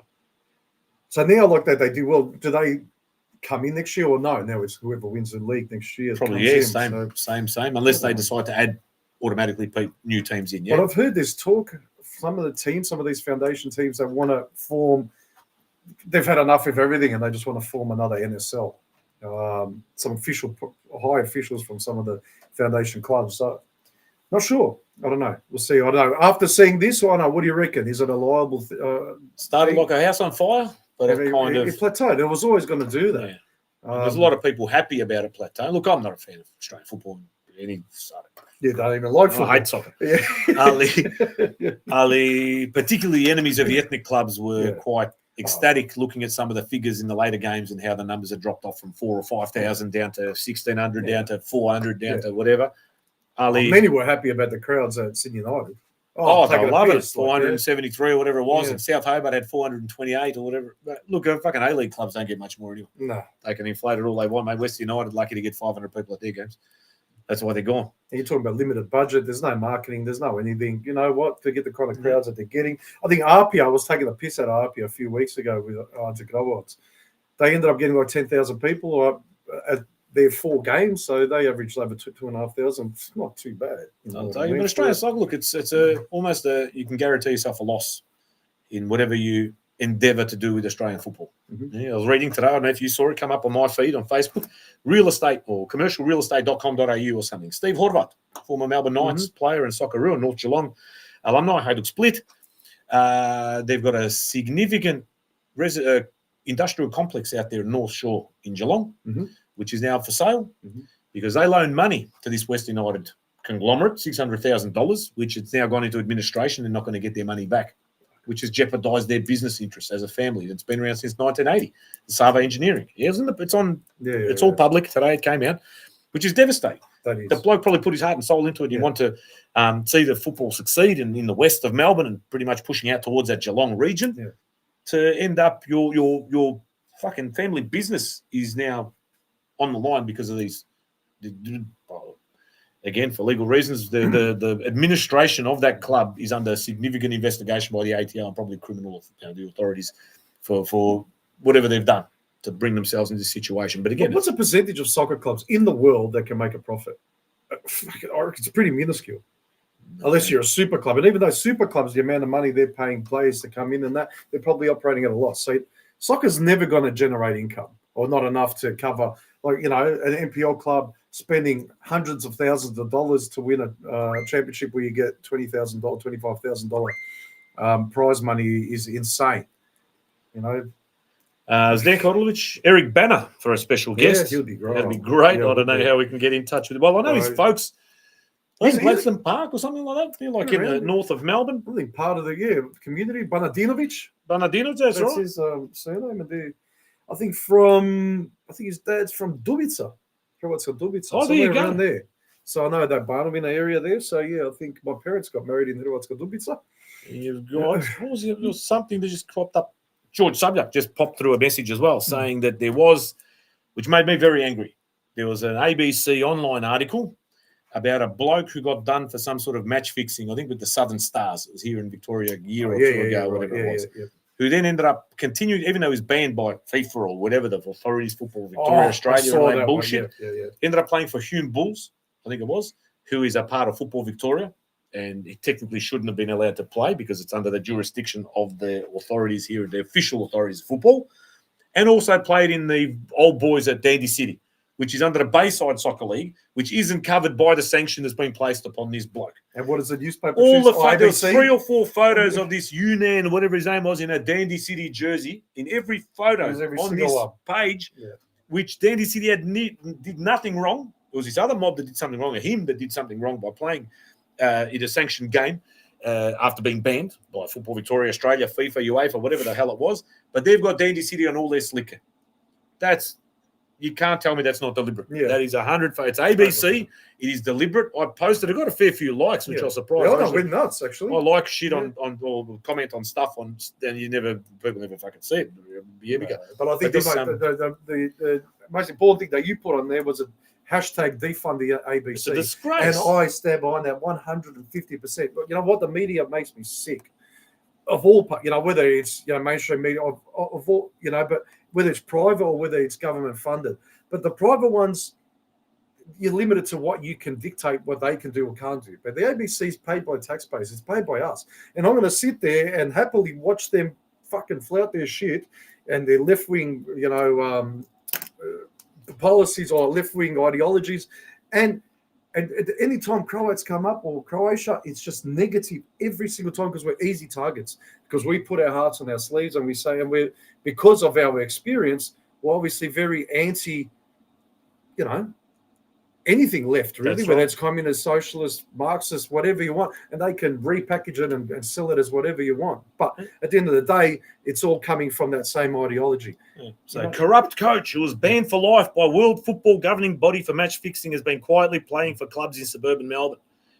Football coach Zia Yunnan found quietly playing, and there's a picture of him, one in a Dandy City jersey. I'll actually open the article and I'll see how many pictures. I think it's 3 or 4 at bare minimum. Where's the article? Yeah, at the ABC. 1, 2, 3. 3 photos. 4 photos in one article in a Dandy City jersey. Not one wearing a Hume City or Hume Bulls or whatever. Actually at the club where the problem lies. Yeah. And I couldn't believe it. I couldn't believe what I was reading, but that's what do you expect from the ABC? That's what you get. Like you said, our taxpayer money is paying for them to shit all over us, basically. The whole Australian community, not just us as a community, everybody. It's indoctrination. It's garbage, and it needs to. I reckon they need to just pull the money, and they can channel some of it this way for real independent fucking television. You watch it right now. One that lives in Clifton Hill used to do the morning drive. John Fane. John Fane. Fine, John Fane. Fane. No, John Fane, who was getting like somewhere around $300,000-$500,000 a year for a government funded radio program. You're paying someone taxpayer money that much. I'll go, hang on, what are you fighting for ratings? How can you fight for ratings? You're government funded. You're not battling there. We're trying to keep get your ratings up so that you can get it's not being recouped in sponsorship. That's right. It doesn't make sense. No. So what do? You're competing. Why? Because you want to get a certain message through. What's that message? Well, John Fane, the message that he got through, and he single-handedly stopped the whole East Westling project. But that's a different thing altogether, because a dozen families in Clifton Hill got pissed off that they'd have to leave their houses. This suburban rail loop, or whatever it is, the airport link. The bloke's getting paid $1 million. Doesn't even live in Victoria. They fly him in and out of Brisbane or whatever. And we reckon it's corrupt over there. No, but that's what I was. Yeah, it's a big corruption here. Australian Bolshevik Corporation, ABC. Who else? Maybe I can ask Costa Kilias for a connection to Banner. Costa Kilias. Is that the? He's not the. He's not the one that was at Heidelberg now. You know, the two. One was in the Fat Greek Wedding. Is that the one? Or is that from maybe the Castle? I don't know. What was his nickname? What was his name in the Castle? Eric Banner when he played there. Was it Costa? No, it was Con. It was Con. It was Con. Go on.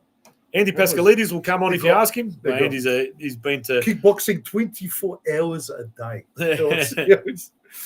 Andy Pascalides is always a friend of the Crows. Yeah. He's back on SBS, which is good to see, getting some of the old Greg faces. Blake. Greg Blake. Want to get him on. Greg Blake. Well, he's heavily involved at Heidelberg. He must hopefully maybe lives around the play. Maybe get him in. Why not, man? Sure. Well, look, if we ever run into Peter him, Peter Desira, your chief. Anyone remember Peter Desira, head chief soccer writer of the Herald Sun? I've heard all sorts of stories about Peter Desira. I'd rather not talk about it at the Same. moment because I don't know if it's true or not. Some of those people. Yeah. I know that, some of them, like in Sydney had Mike Cockrell, we had Peter Desira. Here we had Fred Villiers, remember him from The Truth or whatever it was, that newspaper. Sometimes on Channel 7 on Sunday mornings in the world of sport. Well, there you go. But plenty of feedback. A lot of it comes in privately, which sometimes I don't keep on top of. Dr. Vlado Peric, saying Dr. Vlado Peric would be a great guest. Maybe he might be a professor by now, Australia's leading kidney and diabetes expert. Okay. I think we should have spoken to him the day after the Major Minor episode. I think it's still safe to say that we're fall into that category. He would diagnose me with getting both kidney disease and diabetes that night at about by 3 p.m. Well, that was one of those things. That's why I wanted to spoke about Dr. David Veslich, who had a stroke recently, and to talk about, well, we're in that age group now, and you know what our diets are like, and a lot of us in the community, and our drinking habits and all of that, and maybe certain telltale signs we need to look at to look after ourselves and make sure the same thing doesn't happen to us either. Exactly. And just to have a good conversation because he's an interesting fellow.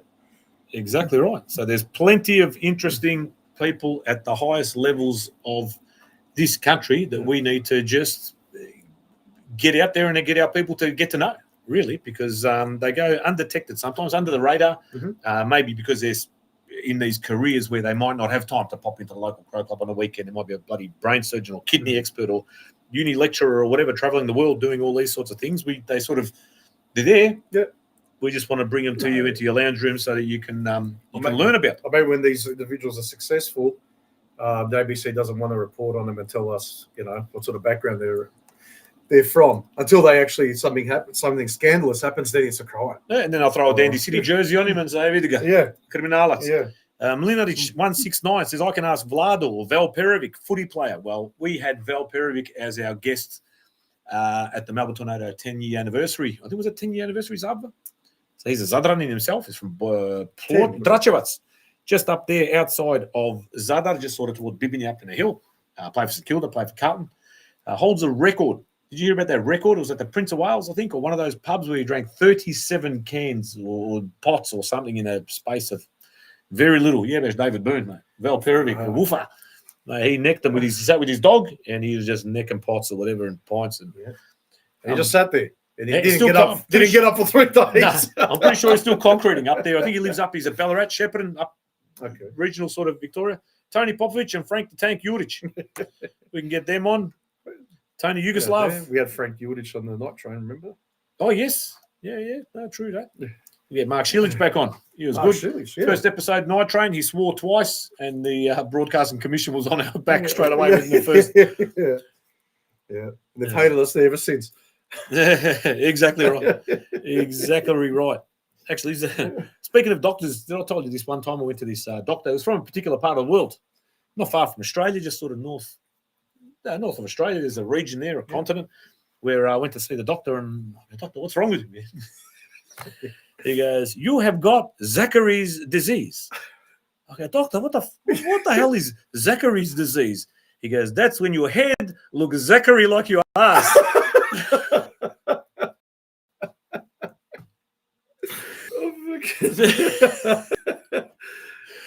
Was it Rose or something? And on that note, we'll give it. I wasn't here first, so I just started. Yeah, we talk about food.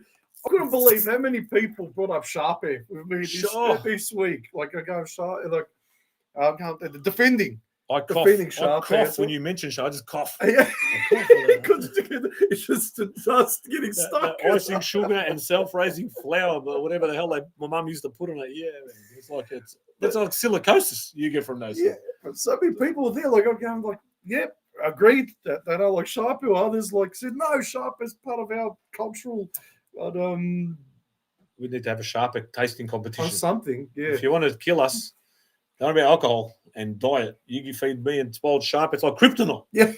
What do you- We start sounding like that other bloke. I can't talk. It's so dry. Oh, you know what? Sharp ain't not going to in my house.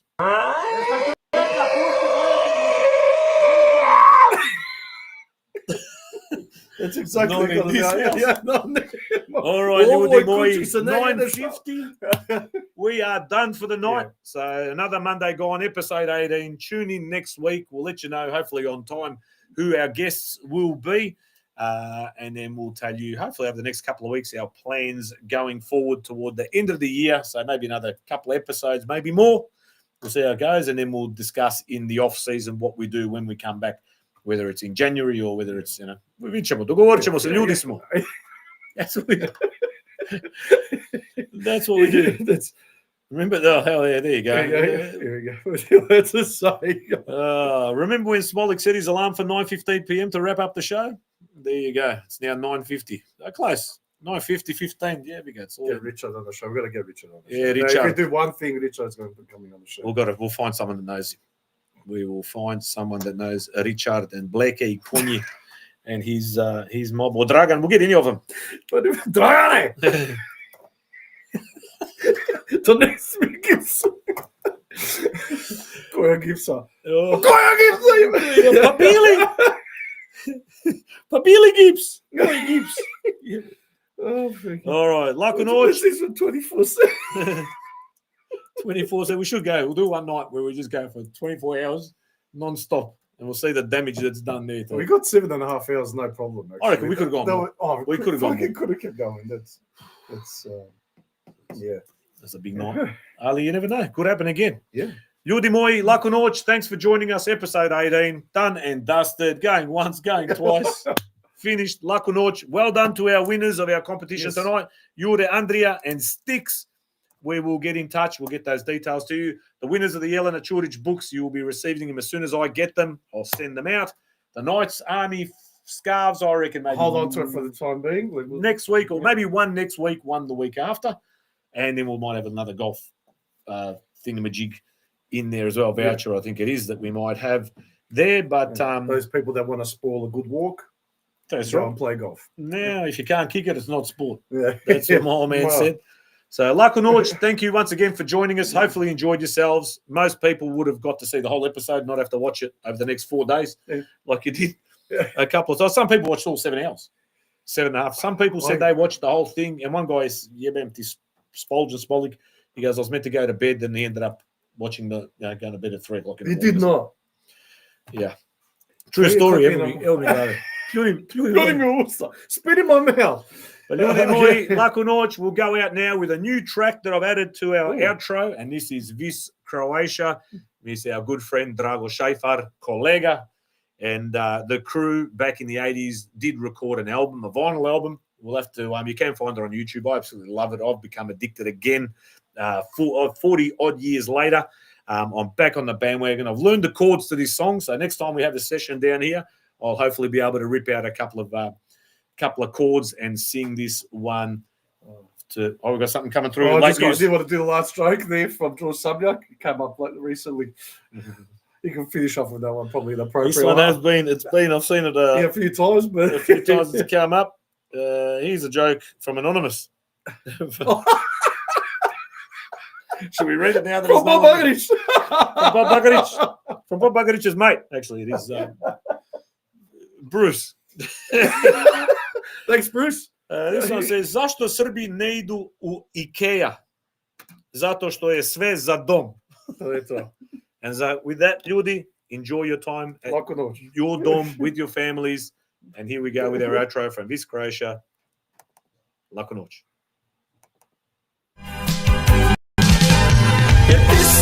sve, sve što imam. Dok po dalekom svijetu se skitam, za tebe sad živimo mi. Rodni moj kraju, čekaj me ti. Ti si mi sve, sve što imam. Dok po dalekom svijetu se skitam, za tebe sad živimo mi. Rodni moj kraju, čekaj me ti. Rodni moj kraju, čekaj me ti.